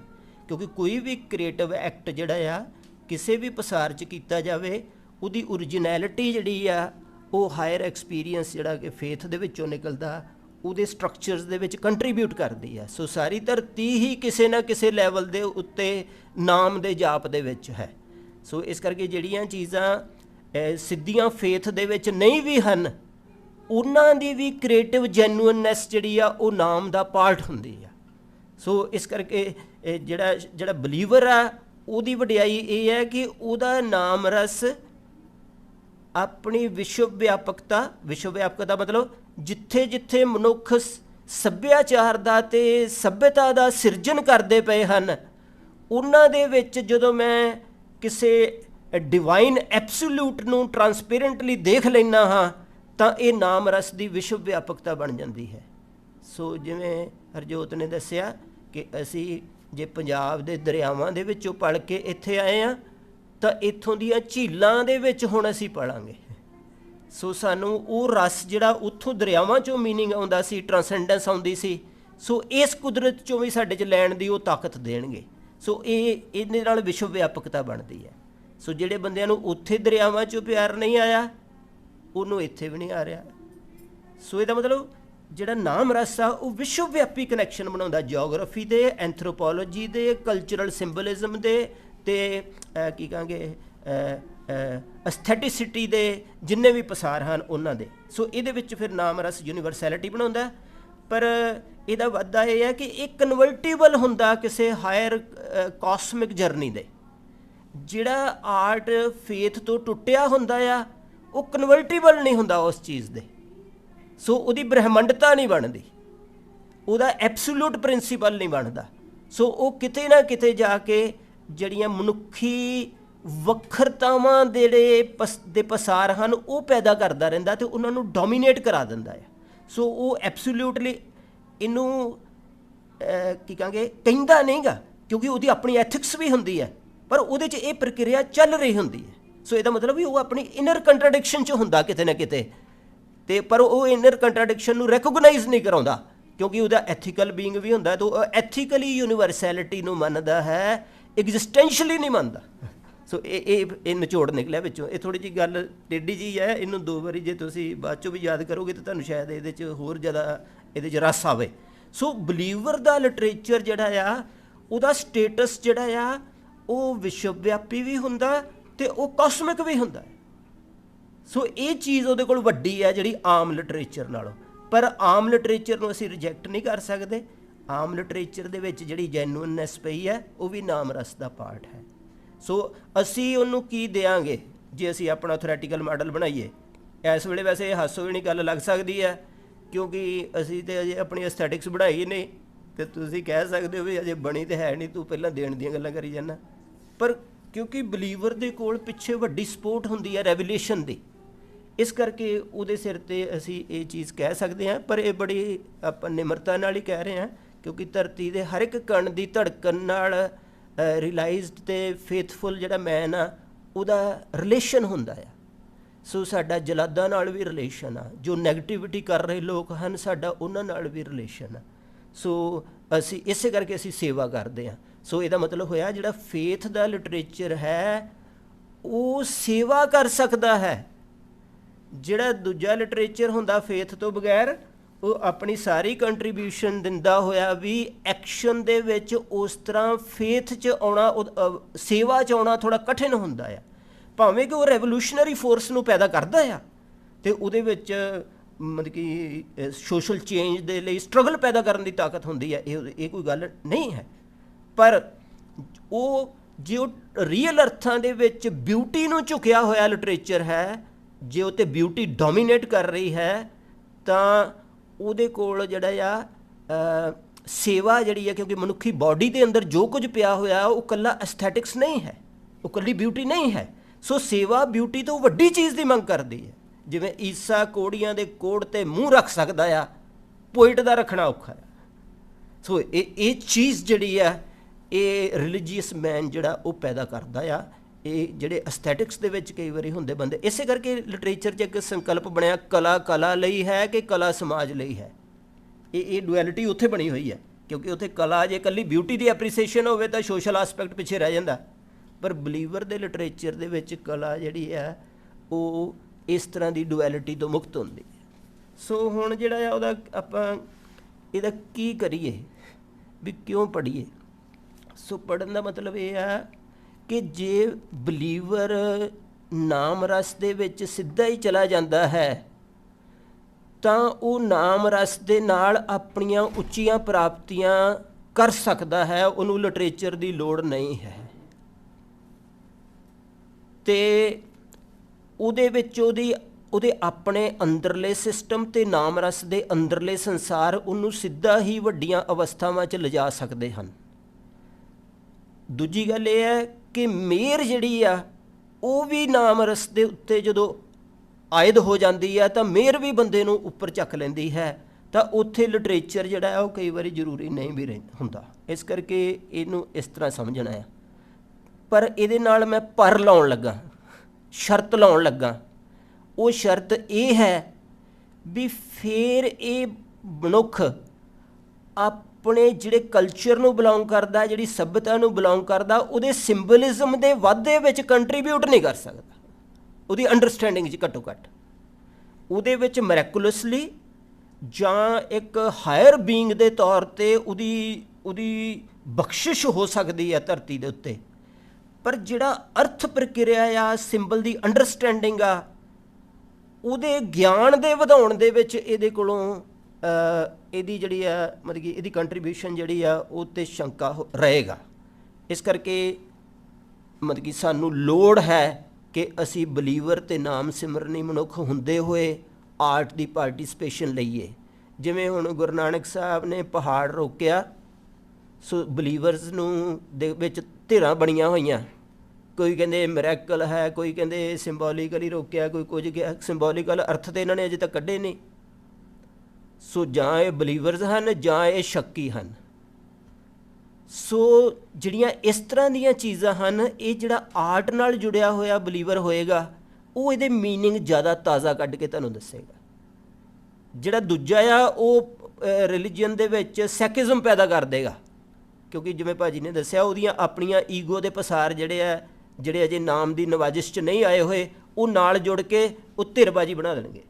ਸੋ ਇਹਦੇ ਜਿਹੜੇ ਰਿਲੀਜੀਅਨ ਦੇ ਕਲਚਰਲ ਆਸਪੈਕਟਸ ਹਨ, ਜਾਂ ਉਹਦਾ ਜਿਹੜਾ ਸਿੰਬੋਲਿਕ ਆਸਪੈਕਟ ਹੈ, ਜਾਂ ਉਹਦੀ ਹਿਸਟਰੀ ਹੈ, ਉਹਨਾਂ ਚੀਜ਼ਾਂ ਦੇ ਉਹ ਹਾਇਰ ਵਰਲਡ ਵੱਲ ਮੂੰਹ ਖੋਲ੍ਹਦੇ ਹੋਏ ਸੱਚ ਨਹੀਂ ਪੈਦਾ ਕਰ ਸਕਦਾ, ਜਿਹੜੇ ਉਹਦੇ ਇੰਦਰੀਆਂ ਨੂੰ, ਉਹਦੀ ਬੁੱਧੀ ਨੂੰ ਅਤੇ ਉਹਦੀ ਕਲਪਨਾ ਨੂੰ ਨਵਾਜਿਸ਼ ਦੇਣ, ਅਤੇ ਉਹਦੇ ਥਰੂ ਫਿਰ ਉਹ ਧਰਤੀ ਦੀਆਂ ਵਸਤੂਆਂ ਨੂੰ ਨਵਾਜਿਸ਼ ਦੇਵੇ। ਸੋ ਗੁਰੂ ਦਾ ਘੋੜਾ ਉਹਦੇ ਲਈ ਸਿਰਫ ਇੱਕ ਘੋੜੇ ਦੇ ਤੌਰ 'ਤੇ ਹੀ ਰਹੇਗਾ, ਵਸਤੂਗਤ ਰਿਐਲਿਟੀ। ਉਹ ਉਹਦੇ ਨਾਲ ਸ਼ਰਧਾ ਪੈਦਾ ਕਰੇਗਾ। ਉਹ ਇਹ ਨਹੀਂ ਕਹਿ ਸਕਦਾ ਕਿ ਗੁਰੂ ਦਾ ਬਾਜ਼ ਚਿੱਟਾ ਹੈ, ਸੋ ਚਿੱਟਾ ਰੰਗ ਜਿਹੜਾ ਆ ਉਹ ਜ਼ਮੀਨ ਦੇ ਰੰਗਾਂ ਦੀ ਪਿਓਰਿਟੀ ਹੈ, ਪਰ ਹੈ ਉਹ ਬਾਜ਼ ਆਕਾਸ਼ ਦੇ ਵਿੱਚ ਉੱਡਦਾ ਹੋਇਆ, ਅਤੇ ਨੀਲਾ ਰੰਗ ਜਿਹੜਾ ਆ ਉਹ ਆਕਾਸ਼ ਦਾ ਰੰਗ ਹੈ, ਪਰ ਹੈ ਉਹ ਧਰਤੀ ਦੀ ਹਿਸਟਰੀ ਦੇ ਵਿੱਚ ਉਤਰਿਆ ਹੋਇਆ ਘੋੜੇ ਰੂਪ ਦੇ ਵਿੱਚ। ਵੀ ਗੁਰੂ ਨੇ ਅਸਮਾਨ ਨੂੰ ਕਦਮਾਂ 'ਚ ਰੱਖਿਆ ਦਾ ਆ, ਜ਼ਮੀਨ ਨੂੰ ਅਸਮਾਨ 'ਤੇ ਚੁੱਕਿਆ। ਉਹ ਇਹਨਾਂ ਸਿੰਬਲਿਜ਼ਮ ਦੇ ਵਿੱਚ ਇਹ ਰਿਐਲਿਟੀ ਨਹੀਂ ਬੁਲਾ ਸਕਦਾ। ਸੋ ਇਹ ਰਿਐਲਿਟੀ ਤੁਹਾਨੂੰ ਇਹਦੇ ਨਾਲ ਕੀ ਹੁੰਦਾ ਆ? ਇਹਦੇ ਨਾਲ ਤੁਹਾਡੇ 'ਚ ਇੱਕ ਫਰੈਸ਼ਨੈਸ ਆਉਂਦੀ ਹੈ, ਇਹਦੇ ਨਾਲ ਤੁਹਾਡੇ 'ਚ ਇੱਕ ਉਛਾਲ ਆਉਂਦਾ, ਤੁਹਾਡੀ ਲੇਜ਼ੀਨੈਸ ਮੁੱਕਦੀ ਹੈ, ਤੁਹਾਡੇ ਨਾਲ ਅਰਥ ਜਿਹੜਾ ਆ ਉਹ ਕਾਸਮਿਕ ਹੋ ਕੇ ਤੁਹਾਡੇ ਤੱਕ ਪਹੁੰਚਦਾ, ਅਤੇ ਤੁਹਾਨੂੰ ਗੁਰੂਆਂ ਦੀਆਂ ਸਾਖੀਆਂ ਜਿਹੜੀਆਂ ਆ ਉਹ ਫਿਰ ਤੁਹਾਨੂੰ ਉਹਨਾਂ ਦੇ ਰੈਲਮ ਸਮਝ ਆਉਂਦੇ ਆ ਵੀ ਉਹ ਕਿਹੜੇ ਰੈਲਮ ਦੇ ਵਿੱਚ ਬੋਲਦੀਆਂ ਪਈਆਂ। ਸੋ ਇਹਦੇ ਨਾਲ ਤੁਸੀਂ ਫਿਰ ਜਿਹੜਾ ਆ ਸੱਭਿਅਤਾਵਾਂ ਦੇ ਜਿਹੜੇ ਪ੍ਰੈਸ਼ਰ ਬਣੇ ਹੁੰਦੇ ਆ, ਜਿਵੇਂ ਪੋਲੀਟੀਕਲ, ਇਕਨੋਮਿਕਲ, ਸੋਸ਼ਲ ਜਾਂ ਹੋਰ ਜਿਹੜੀ ਡਿਵੈਲਪਮੈਂਟ ਦੇ ਵਿੱਚ, ਤੁਸੀਂ ਫਿਰ ਉਹਦੇ ਮੁਤਾਜ ਨਹੀਂ ਬਣਦੇ। ਉਹਦੇ 'ਚ ਤੁਹਾਡੀ ਜਿਹੜੀ ਉਹਦਾ ਜਿਹੜਾ ਪ੍ਰੈਸ਼ਰ ਆ ਉਹਦੇ ਤੋਂ ਤੁਹਾਨੂੰ ਤੁਸੀਂ ਰਿਲੀਫ ਲੈਂਦੇ ਹੋ ਅਤੇ ਉਹਦੇ ਤੋਂ ਮੁਕਤ ਹੋ ਜਾਂਦੇ। ਸੋ ਇਸ ਕਰਕੇ ਜਿਹੜੇ ਲਿਟਰੇਚਰ ਆ, ਸੋ ਲਿਟਰੇਚਰ ਨੂੰ ਇਕੱਲਾ ਇੰਝ ਨਹੀਂ ਦੇਖਣਾ ਕਿ ਇਹ ਸ਼ੁੱਧ ਨਾਮ ਰਸ ਹੋਵੇ। ਸੋ ਲਿਟਰੇਚਰ ਸ਼ੁੱਧ ਨਾਮ ਰਸ ਦੀ ਸ਼ਰਨ ਵਿੱਚ ਹੋਵੇ। ਸੋ ਇਸ ਕਰਕੇ ਬਲੀਵਰ ਦਾ ਜਿਹੜਾ ਲਿਟਰੇਚਰ ਆ ਉਹ ਆਪਣੇ ਆਪ ਦੇ ਵਿੱਚ ਗਿਆਨ ਦੀਆਂ ਨਵੀਆਂ ਪੋਜੀਸ਼ਨਸ ਤਾਂ ਪੈਦਾ ਕਰਦਾ ਹੈ, ਪਰ ਉਹ ਕਿਸੇ ਐਬਸੋਲਿਊਟ ਗਿਆਨ ਨਾਲ ਟਰਾਂਸਪੇਰੈਂਟਲੀ ਕਨੈਕਟ ਹੋਈ ਐਸਥੈਟਿਕਸ ਹੈ। ਸੋ ਇਹ ਗੱਲ ਨੂੰ ਸਮਝੋ।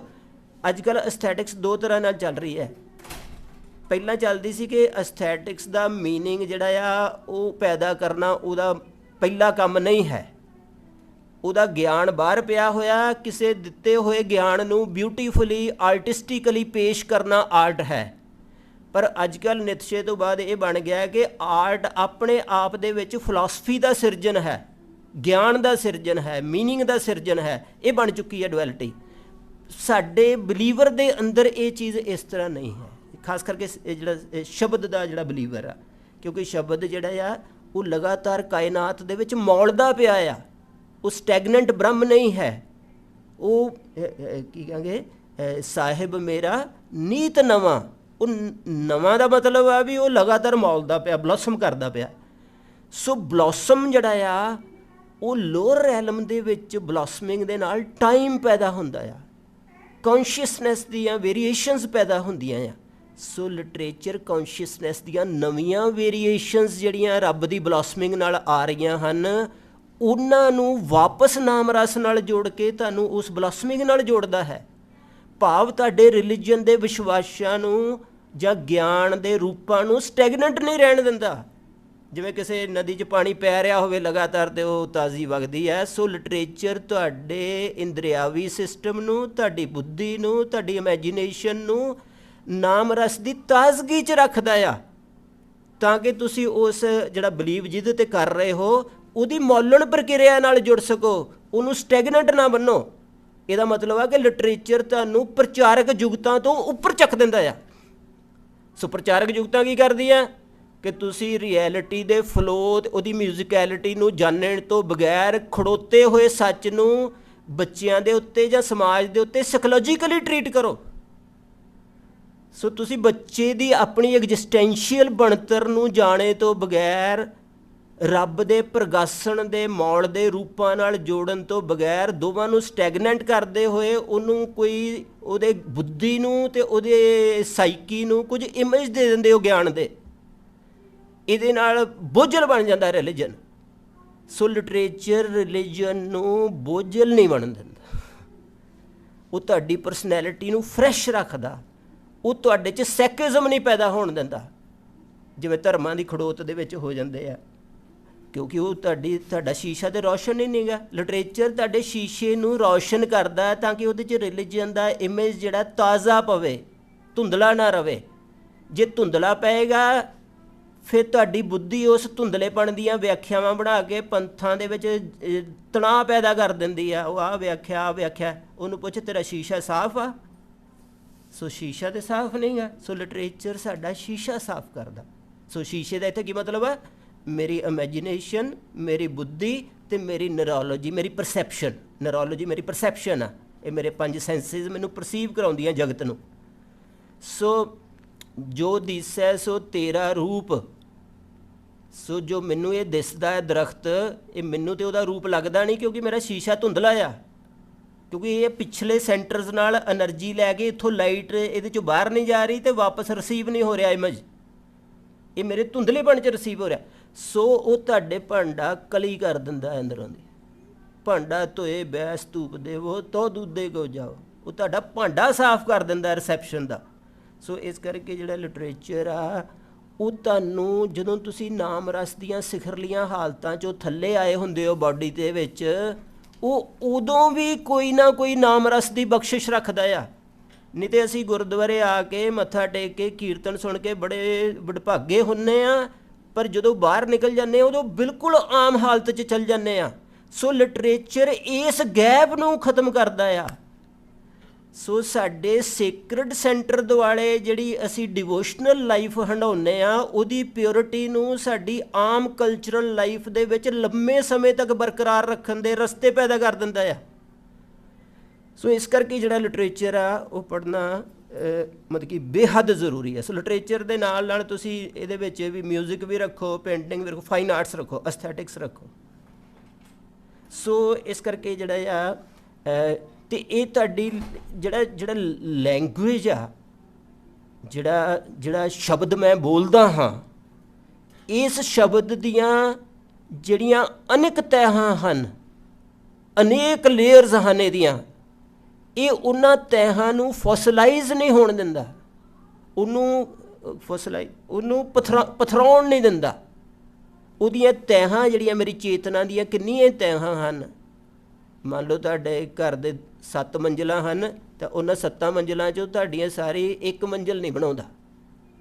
ਉਹ 7 ਮੰਜ਼ਿਲਾਂ ਦੇ ਵੱਖਰੇ ਵੱਖਰੇ ਰੂਪ, ਟਾਈਮ, ਸਪੇਸ, ਉਚਾਈਆਂ ਦੇ ਵਿੱਚ ਉਹ ਜਿਹੜੇ ਦ੍ਰਿਸ਼ ਦਿਸਦੇ ਹਨ, ਉਹ ਸਾਰੇ ਦ੍ਰਿਸ਼ਾਂ ਨੂੰ ਤਾਜ਼ਾ ਰੱਖਦਾ ਆ ਅਤੇ ਉਹਨਾਂ ਨੂੰ ਇਨਟਿਊਨ ਰੱਖਦਾ ਆ। ਸੋ ਉਹ ਮੇਰੀ ਕੌਨਸ਼ੀਅਸਨੈਸ ਦੀਆਂ ਜਿਹੜੀਆਂ ਮਲਟੀ ਲੇਅਰਡ ਆਸਪੈਕਟਸ ਹਨ, ਉਹਨਾਂ ਨੂੰ ਫਰੈਸ਼ ਕਰਦਾ ਹੈ। ਉਹਨਾਂ ਦੀਆਂ ਕੰਟਰਾਡਿਕਸ਼ਨਸ ਨੂੰ ਵੀ ਕਿਸੇ ਹਾਇਰ ਹੋਲ ਦੀ ਯੂਨਿਟੀ 'ਚ ਰੱਖਦਾ ਹੈ। ਨਹੀਂ ਤਾਂ ਮੈਂ ਮਾੜੇ ਜਿਹੇ ਨਾਲ ਹੀ ਘਬਰਾ ਜਾਂਦਾ ਕਿ ਆਹ ਕਿੰਝ ਹੋ ਗਿਆ। ਜਿਵੇਂ ਆਪਣੀਆਂ ਬਲੀਵਰਸ ਦੇ ਜਿਹੜੇ ਕਮਿਊਨਿਟੀਜ਼ ਹੈ, ਘਬਰਾਉਂਦੀਆਂ ਬਹੁਤ ਹੁੰਦੀਆਂ ਆ। ਇਸ ਕਰਕੇ ਜਿਹੜਾ ਬਲੀਵਰ ਆ ਉਹਦੇ ਨਾਲੋਂ ਜਿਹੜਾ ਕੀ ਕਹਾਂਗੇ ਡਿਸਬਲੀਵਰ, ਐਥੀਸਟ ਐਥੀਸਟ ਜਿਹੜਾ ਆ ਉਹ ਅੱਗੇ ਲੰਘ ਜਾਂਦਾ ਕਈ ਵਾਰੀ ਗਿਆਨ ਦੇ ਵਿੱਚ। ਇਸੇ ਕਰਕੇ ਜਿਹੜੇ ਐਥੀਸਟ ਲੋਕ ਹਨ, ਉਹਨਾਂ ਦੀਆਂ ਕੰਟਰੀਬਿਊਸ਼ਨਸ ਜਿਹੜੀਆਂ ਮਾਡਰਨ ਸੈਕੂਲਰ ਵਰਲਡ ਨੂੰ ਅੱਗੇ ਲੰਘਾਉਣ 'ਚ ਜ਼ਿਆਦਾ ਹਨ, ਬਲੀਵਰ ਦੀਆਂ ਘੱਟ ਹਨ, ਜਦ ਕਿ ਬਲੀਵਰ ਦੀ ਸੰਭਾਵਨਾ ਵੱਡੀ ਹੈ। ਸੋ ਬਲੀਵਰ ਨੇ ਆਪਣੇ ਵਿਸ਼ਵਾਸ ਦੇ ਆਧਾਰਾਂ ਨੂੰ, ਆਪਣੇ ਇਮੋਸ਼ਨ ਦੇ ਪੈਟਰਨ ਨੂੰ, ਆਪਣੀ ਬਲੱਡ ਦੀ ਹਰਕਤ ਨੂੰ, ਆਪਣੇ ਫਿਊਡਲਾਈਜ਼ਡ ਜਿਹੜੇ ਸੀਗੇ ਰੂਪ, ਉਹਦੇ ਆਕਰਸ਼ਣ 'ਚ ਲਿਆਂਦਾ ਹੋਇਆ ਅਤੇ ਆਪਣੇ ਮੀਨਿੰਗ ਨੂੰ ਕਲੋਨੀਅਲ ਜਿਹੜੇ ਪੈਟਰਨ ਆ ਉਹਨਾਂ ਦੀ ਅਧੀਨਗੀ 'ਚ ਲਿਆਂਦਾ ਹੋਇਆ ਆ।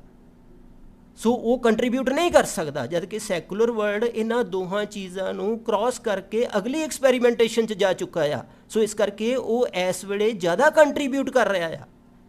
ਸੋ ਸਾਨੂੰ ਆਪਣੇ ਇਸ ਵੇਲੇ ਦੀ ਐਗਜ਼ਿਸਟੈਂਸ਼ੀਅਲ ਸਥਿਤੀ ਦੇ ਵਿੱਚ ਸਾਡਾ ਵਿਸ਼ਵਾਸ ਇਹਨਾਂ ਦੋ ਚੀਜ਼ਾਂ ਤੋਂ, ਫਿਊਡਲਾਈਜੇਸ਼ਨ ਅਤੇ ਕੋਲੋਨਾਈਜੇਸ਼ਨ ਦੇ ਪੈਟਰਨਸ ਤੋਂ ਕਿਸ ਤਰ੍ਹਾਂ ਮੁਕਤ ਹੋਵੇ ਅਤੇ ਮੇਰੀ ਰਿਅਲਾਈਜੇਸ਼ਨ ਮਾਡਰਨ ਵਰਲਡ ਨਾਲ ਡਾਇਲੋਗ ਕਰਦੀ ਹੋਈ ਇਹਦੇ ਉੱਤੇ ਬਲੀਫ ਜਿਹੜਾ ਆ ਉਹਨੂੰ ਐਸਟੈਬਲਿਸ਼ ਕਰ ਸਕੇ। ਸੋ ਇਹ ਪ੍ਰਕਿਰਿਆ ਸਾਨੂੰ ਕਰਨ ਲਈ ਕਿਤਾਬਾਂ ਪੜ੍ਹਨੀਆਂ ਪੈਣਗੀਆਂ। ਸੋ ਇਸ ਕਰਕੇ ਨਾਮ ਰਸ ਜਿਹੜਾ ਆ ਉਹ ਨਾਮ ਰਸ ਤਾਂ ਬਹੁਤ ਸਰਲ ਆ।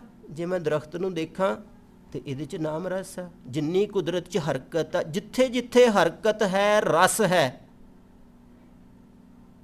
ਉਹ ਸਾਰਾ ਨਾਮ ਰਸ ਹੈ, ਜਿੱਥੇ ਜਿੱਥੇ ਵੀ। ਸੋ ਫਲਾਂ 'ਚ ਵੀ ਨਾਮ ਰਸ ਹੈ। ਸੋ ਹਰ ਚੀਜ਼ 'ਚ ਰਸ ਹੈ। ਸੋ ਰਸ ਹੀ ਲਾਈਫ ਹੈ। ਜਦੋਂ ਟਾਹਣੀ ਸੁੱਕ ਜਾਂਦੀ ਹੈ, ਉਹਦਾ ਰਸ ਸੁੱਕ ਜਾਂਦਾ, ਉਹ ਮਰ ਜਾਂਦੀ ਹੈ। ਸੋ ਜਿੱਥੇ ਰਸ ਨਹੀਂ ਹੈ ਉੱਥੇ ਲਾਈਫ ਨਹੀਂ ਹੈ। ਸੋ ਨਾਮ ਕੇ ਧਾਰੇ ਖੰਡ ਬ੍ਰਹਿਮੰਡ। ਸੋ ਨਾਮ ਦੇ ਧਾਰਨ ਨਾਲ ਹੀ ਐਗਜ਼ਿਸਟੈਂਸ ਹੈ।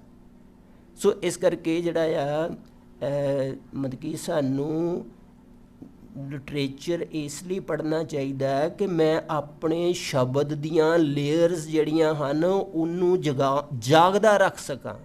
ਮੈਂ ਆਪਣੇ ਸਿੰਬਲਿਜ਼ਮ ਨੂੰ ਜਾਗਦਾ ਰੱਖ ਸਕਾਂ।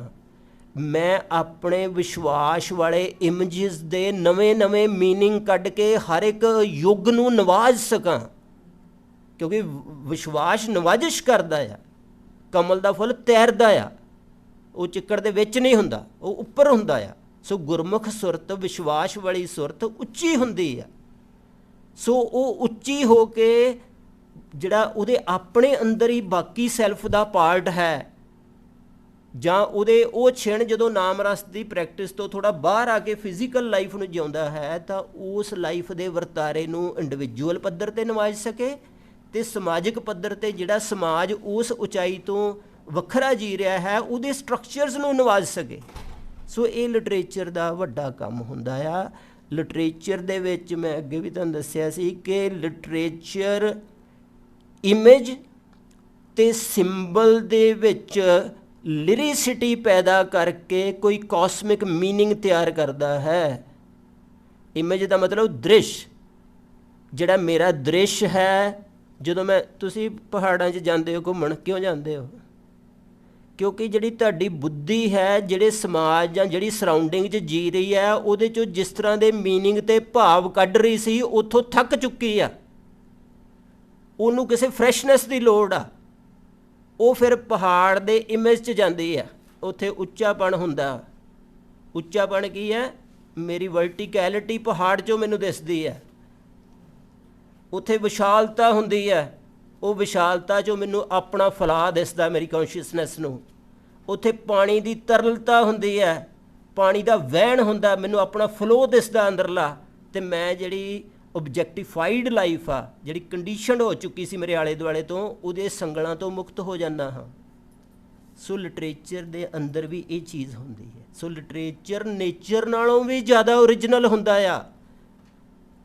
ਪੂਰਨ ਸਿੰਘ ਕਹਿੰਦਾ ਜਿੰਨਾ ਚਿਰ ਕੁਦਰਤ 'ਚ ਵੀ ਮੈਨੂੰ ਤੇਰਾ ਤੰਬੂ ਨਾ ਦਿਸੇ, ਮੈਂ ਕੁਦਰਤ ਤੋਂ ਵੀ ਸੈਟਿਸਫਾਈ ਨਹੀਂ ਹੁੰਦਾ। ਕਿਉਂਕਿ ਮਨੁੱਖੀ ਜਿਹੜੀ ਜੋਤ ਰੂਪ ਹੈ, ਇਹੀ ਪਦਾਰਥ ਨਾਲ ਜੁੜ ਕੇ ਪਦਾਰਥ ਨੂੰ ਉਹਦੇ ਮੰਦਰ 'ਚ ਚੜ੍ਹਾਉਣ ਯੋਗ ਬਣਾਉਂਦੀ ਆ, ਉਹਦੀ ਹਾਇਰ ਰਿਲਾਈਜੇਸ਼ਨ 'ਚ ਲੈ ਕੇ ਜਾਂਦੀ ਹੈ। ਸੋ ਕੁਦਰਤ ਵੀ ਮੇਰੇ ਰੀਅਲ ਸੈਲਫ ਤੋਂ ਛੋਟੀ ਹੈ, ਜਿਹਦੇ 'ਚ ਮੈਂ ਵਿਸ਼ਵਾਸ ਕਰਦਾ। ਪਰ ਕੁਦਰਤ ਆਪਣੀ ਤਾਜ਼ਗੀ ਦੇ ਵਿੱਚ ਉਹਦਾ ਹੀ ਗੀਤ ਹੈ। ਰੱਬ ਦਾ ਲਿਖਿਆ ਅੱਖਰ ਹਨ ਇਹ ਪਹਾੜ, ਝੀਲਾਂ, ਪਰਿੰਦੇ, ਇਹ ਰੱਬ ਦੇ ਲੈਟਰਸ ਹਨ। ਸੋ ਜਦੋਂ ਮੈਂ ਆਪਣੇ ਕਮਾਏ ਛੋਟੇ ਲਿਮਟਿਡ ਵਿਹਾਰਕ ਸੱਚਾਂ ਤੋਂ ਮੁਕਤ ਹੋ ਕੇ ਕੁਦਰਤ 'ਚ ਜਾਂਦਾ ਹਾਂ, ਤਾਂ ਮੇਰੇ ਅੰਦਰਲਾ ਨਾਮ ਰਸ ਉਹਦੇ ਰਾਹੀਂ ਜਾਗ ਪੈਂਦਾ ਹੈ। ਸੋ ਇਸ ਕਰਕੇ ਜਿਹੜਾ ਲਿਟਰੇਚਰ ਆ, ਇਹਦੀ ਜਰਨੀ ਦੇ ਨਾਲ ਤੁਸੀਂ ਆਪਣੇ ਆਪ ਨੂੰ ਓਥੈਂਟਿਕ ਕਰਦੇ ਹੋ। ਸੋ ਇਸ ਕਰਕੇ ਜਿਹੜਾ ਇਮੇਜ ਹੈ, ਉਹ ਤੁਹਾਨੂੰ ਤੁਹਾਡੀ ਕੰਡੀਸ਼ਨਿੰਗ ਤੋਂ ਮੁਕਤ ਕਰਦਾ ਹੈ। ਸੋ ਤੁਹਾਨੂੰ ਕਿਸੇ ਨੇ ਜੇਲ੍ਹ 'ਚ ਨਹੀਂ ਸੁੱਟਿਆ ਹੋਇਆ ਜਾਂ ਕੈਦ ਨਹੀਂ ਕੀਤਾ ਹੋਇਆ। ਤੁਹਾਡੀ ਡਿਜ਼ਾਇਰ ਦੇ ਵਰਡ ਨੇ ਤੁਹਾਡੇ ਆਲੇ ਦੁਆਲੇ ਇੱਕ ਸੂਖਮ ਪਿੰਜਰਾ ਬਣਾਇਆ ਹੋਇਆ, ਜਿਹਦੇ 'ਚ ਆਤਮਾ ਦਾ ਪੰਛੀ ਕੈਦ ਮਹਿਸੂਸ ਕਰਦਾ। ਅਤੇ ਅਸੀਂ ਬੱਚਿਆਂ 'ਚ ਬੈਠੇ ਵੀ ਕਈ ਵਾਰੀ ਉਹ ਹੋ ਜਾਂਦੇ ਹਾਂ ਵੀ, ਹੈ ਨਾ, ਕੁਝ ਹੋਰ ਹੋਵੇ। ਪਰਿਵਾਰਾਂ 'ਚ ਬੈਠੇ ਵੀ ਹੋਰ ਹੋ ਜਾਂਦੇ ਹਾਂ। ਸੋ ਕਈ ਵਾਰੀ ਗੁਰੂ ਘਰਾਂ ਦੇ ਵਿੱਚ ਵੀ ਜੋ ਚੱਲ ਰਿਹਾ ਹੁੰਦਾ, ਉਹਦੀ ਪ੍ਰੈਕਟਿਸ ਦੇ ਵਿੱਚ ਅਸੀਂ ਉੱਥੋਂ ਵੀ ਡਿਸਟਰਬ ਹੋ ਜਾਂਦੇ ਵੀ ਇੰਜ ਨਹੀਂ ਚੱਲਣਾ ਚਾਹੀਦਾ, ਕੁਝ ਹੋਰ ਤਰ੍ਹਾਂ ਚੱਲੇ। ਸੋ ਫਿਰ ਮਿਊਜ਼ਿਕ ਦੇ ਵਿੱਚ ਵੀ ਅਸੀਂ ਕਈ ਵਾਰੀ ਬੋਰ ਹੋ ਜਾਂਦੇ ਹਾਂ। ਸੋ ਉਹ ਕੀ ਗੱਲ ਹੈ? ਕਿਉਂਕਿ ਉਹਦੇ ਵਿੱਚ ਮੇਰੇ ਅੰਦਰਲਾ ਜਿਹੜਾ ਨਾਮ ਰਸ, ਜਿਹਦੇ 'ਚ ਮੇਰਾ ਵਿਸ਼ਵਾਸ ਆ, ਉਹ ਫਲੋ 'ਚ ਨਹੀਂ ਆ ਰਿਹਾ। ਸੋ ਲਿਟਰੇਚਰ ਉਹਨੂੰ ਫਲੋ 'ਚ ਲਿਆਂਦਾ। ਇਮੇਜ ਉਹਨੂੰ ਕੰਡੀਸ਼ਨਿੰਗ ਤੋਂ ਮੁਕਤ ਕਰਦਾ ਹੈ। ਇਮੇਜ ਜਿਹੜਾ ਹੈ, ਸੋ ਇਮੇਜ ਦਾ ਮਤਲਬ ਕੁਦਰਤ ਦਾ ਇਮੇਜ, ਕਿਸੇ ਵੀ ਚੀਜ਼ ਦਾ ਇਮੇਜ ਹੋ ਸਕਦਾ ਹੈ। ਸੋ ਦੂਜੀ ਗੱਲ ਹੈ ਸਿੰਬੋਲਿਕ ਹੋਣਾ। ਸਿੰਬੋਲਿਕ ਹੋਣਾ ਕੀ ਮਤਲਬ ਹੈ? ਕਿ ਥਿੰਗ ਦੇ ਤੌਰ 'ਤੇ ਨਹੀਂ ਮੈਂ ਦੇਖਦਾ। ਸੋ ਇਹ ਕਾਗਜ਼ ਜਿਹੜਾ ਆ, ਇਹਨੂੰ ਮੈਂ ਇਕੱਲਾ ਕਾਗਜ਼ ਨਹੀਂ ਦੇਖਦਾ। ਇਹਦਾ ਮਤਲਬ ਆ ਕਿ ਦਰਖਤ ਦੇ ਵਿੱਚ ਕੋਈ ਚੀਜ਼ ਪਈ ਹੋਈ ਹੈ, ਜਿੱਥੋਂ ਇਹ ਕਾਗਜ਼ ਬਣਿਆ, ਜਿਹੜੀ ਚਾਹ ਰਹੀ ਹੈ ਕਿ ਰੱਬ ਵਰਗਾ ਅੱਖਰ ਇਹਦੇ 'ਤੇ ਆਵੇ। ਸੋ ਇਹਦੇ 'ਤੇ ਕੋਈ ਬੰਦੇ ਦੇ ਅੰਦਰ ਜਿਹੜੀ ਪ੍ਰਾ ਚੇਤਨਾ ਪਈ ਹੈ, ਉਹਦੀ ਜਰਨੀ ਦਾ ਕੁਝ ਨਾ ਕੁਝ ਇੱਥੇ ਲਿਖਿਆ ਜਾਵੇ। ਇਹ ਕਾਗਜ਼ ਇਸ ਚੀਜ਼ ਦਾ ਰਿਪਰੈਜ਼ੈਂਟੇਟਿਵ ਆ। ਸੋ ਕਾਗਜ਼ ਇਕੱਲਾ ਵਸਤੂ ਨਹੀਂ ਹੈ ਕਿ ਕਾਗਜ਼ ਹੈ। ਸੋ ਇਹਦਾ ਮਤਲਬ ਜਿਹੜਾ ਸ਼ਾਇਰ ਆ, ਉਹ ਜਦੋਂ ਕਾਗਜ਼ ਨੂੰ ਦੇਖਦਾ ਤਾਂ ਉਹ ਕਾਗਜ਼ ਨੂੰ ਇਸ ਤਰ੍ਹਾਂ ਨਹੀਂ ਦੇਖਦਾ ਵੀ ਇਹ ਕਾਗਜ਼ ਹੈ। ਸੋ ਜੇ ਮੈਂ ਕਾਗਜ਼ 'ਤੇ ਪੋਇਮ ਲਿਖਣੀ ਹੋਵੇ ਤਾਂ ਮੈਂ ਇਹ ਥੋੜ੍ਹਾ ਲਿਖੂੰਗਾ ਵੀ ਇੰਨੇ ਇੰਚ ਚਿੱਟਾ ਚਿੱਟਾ, ਐਂ ਥੋੜ੍ਹਾ ਲਿਖਾਂਗਾ। ਸੋ ਮੈਂ ਤਾਂ ਕਹਾਂਗਾ ਵੀ ਇਹਦੇ 'ਚ ਜਿਹੜਾ ਆ ਕਿਸੇ ਅੰਮ੍ਰਿਤਮਈ ਮਮਤਾ ਦਾ ਜਿਹੜਾ ਦੁੱਧ ਵਗਦਾ ਪਿਆ ਆ, ਜਿਹੜਾ ਲਾਈਫ ਨੂੰ, ਜਿਹੜੀ ਸਪਿਰਿਚੁਅਲ ਲਾਈਫ ਦੇ ਗੀਤ ਲਈ ਧੜਕਦਾ ਪਿਆ ਆ। ਸੋ ਮੈਂ ਇਹਨੂੰ ਇੰਝ ਲਿਖਾਂਗਾ। ਜੇ ਇਕੱਲਾ ਕਾਗਜ਼ ਨਹੀਂ ਰਹੇਗਾ ਫਿਰ। ਸੋ ਲਫ਼ਜ਼ ਜਿਹੜਾ ਆ, ਉਹ ਵਸਤੂ ਨੂੰ ਉਹਦੇ ਡਿਵਾਈਨ ਕਨੈਕਸ਼ਨ ਦੇ ਵਿੱਚ ਪੇਸ਼ ਕਰਦਾ। ਸੋ ਇਸ ਕਰਕੇ ਜਿਹੜਾ ਸਿੰਬੋਲਿਕ ਫਾਰਮਸ ਆ, ਇਹਦੀ ਜਾਂਚ ਸਾਨੂੰ ਆਉਣੀ ਚਾਹੀਦੀ ਹੈ। ਲਿਟਰੇਚਰ ਇਹ ਸਿਖਾਉਂਦਾ ਆ। ਤੀਜੀ ਚੀਜ਼ ਜਿਹੜੀ ਹੈ, ਉਹਦੀ ਅੰਦਰਲੀ ਮਿਊਜ਼ਿਕੈਲਿਟੀ। ਮਿਊਜ਼ਿਕੈਲਿਟੀ ਕੀ ਹੁੰਦੀ ਹੈ? ਮਿਊਜ਼ਿਕ ਕੋਈ ਸਾਜ਼ ਵਜਾਉਣਾ ਮਿਊਜ਼ਿਕ ਨਹੀਂ ਹੁੰਦਾ ਇਕੱਲਾ। ਕਈ ਵਾਰੀ ਮਜੀਸ਼ੀਅਨ ਜਿਹੜੇ ਆ, ਇਹ ਸਭ ਨੂੰ ਵੱਧ ਜ਼ੁਲਮ ਕਰਦੇ ਆ ਕੰਨ ਦੇ ਉੱਤੇ।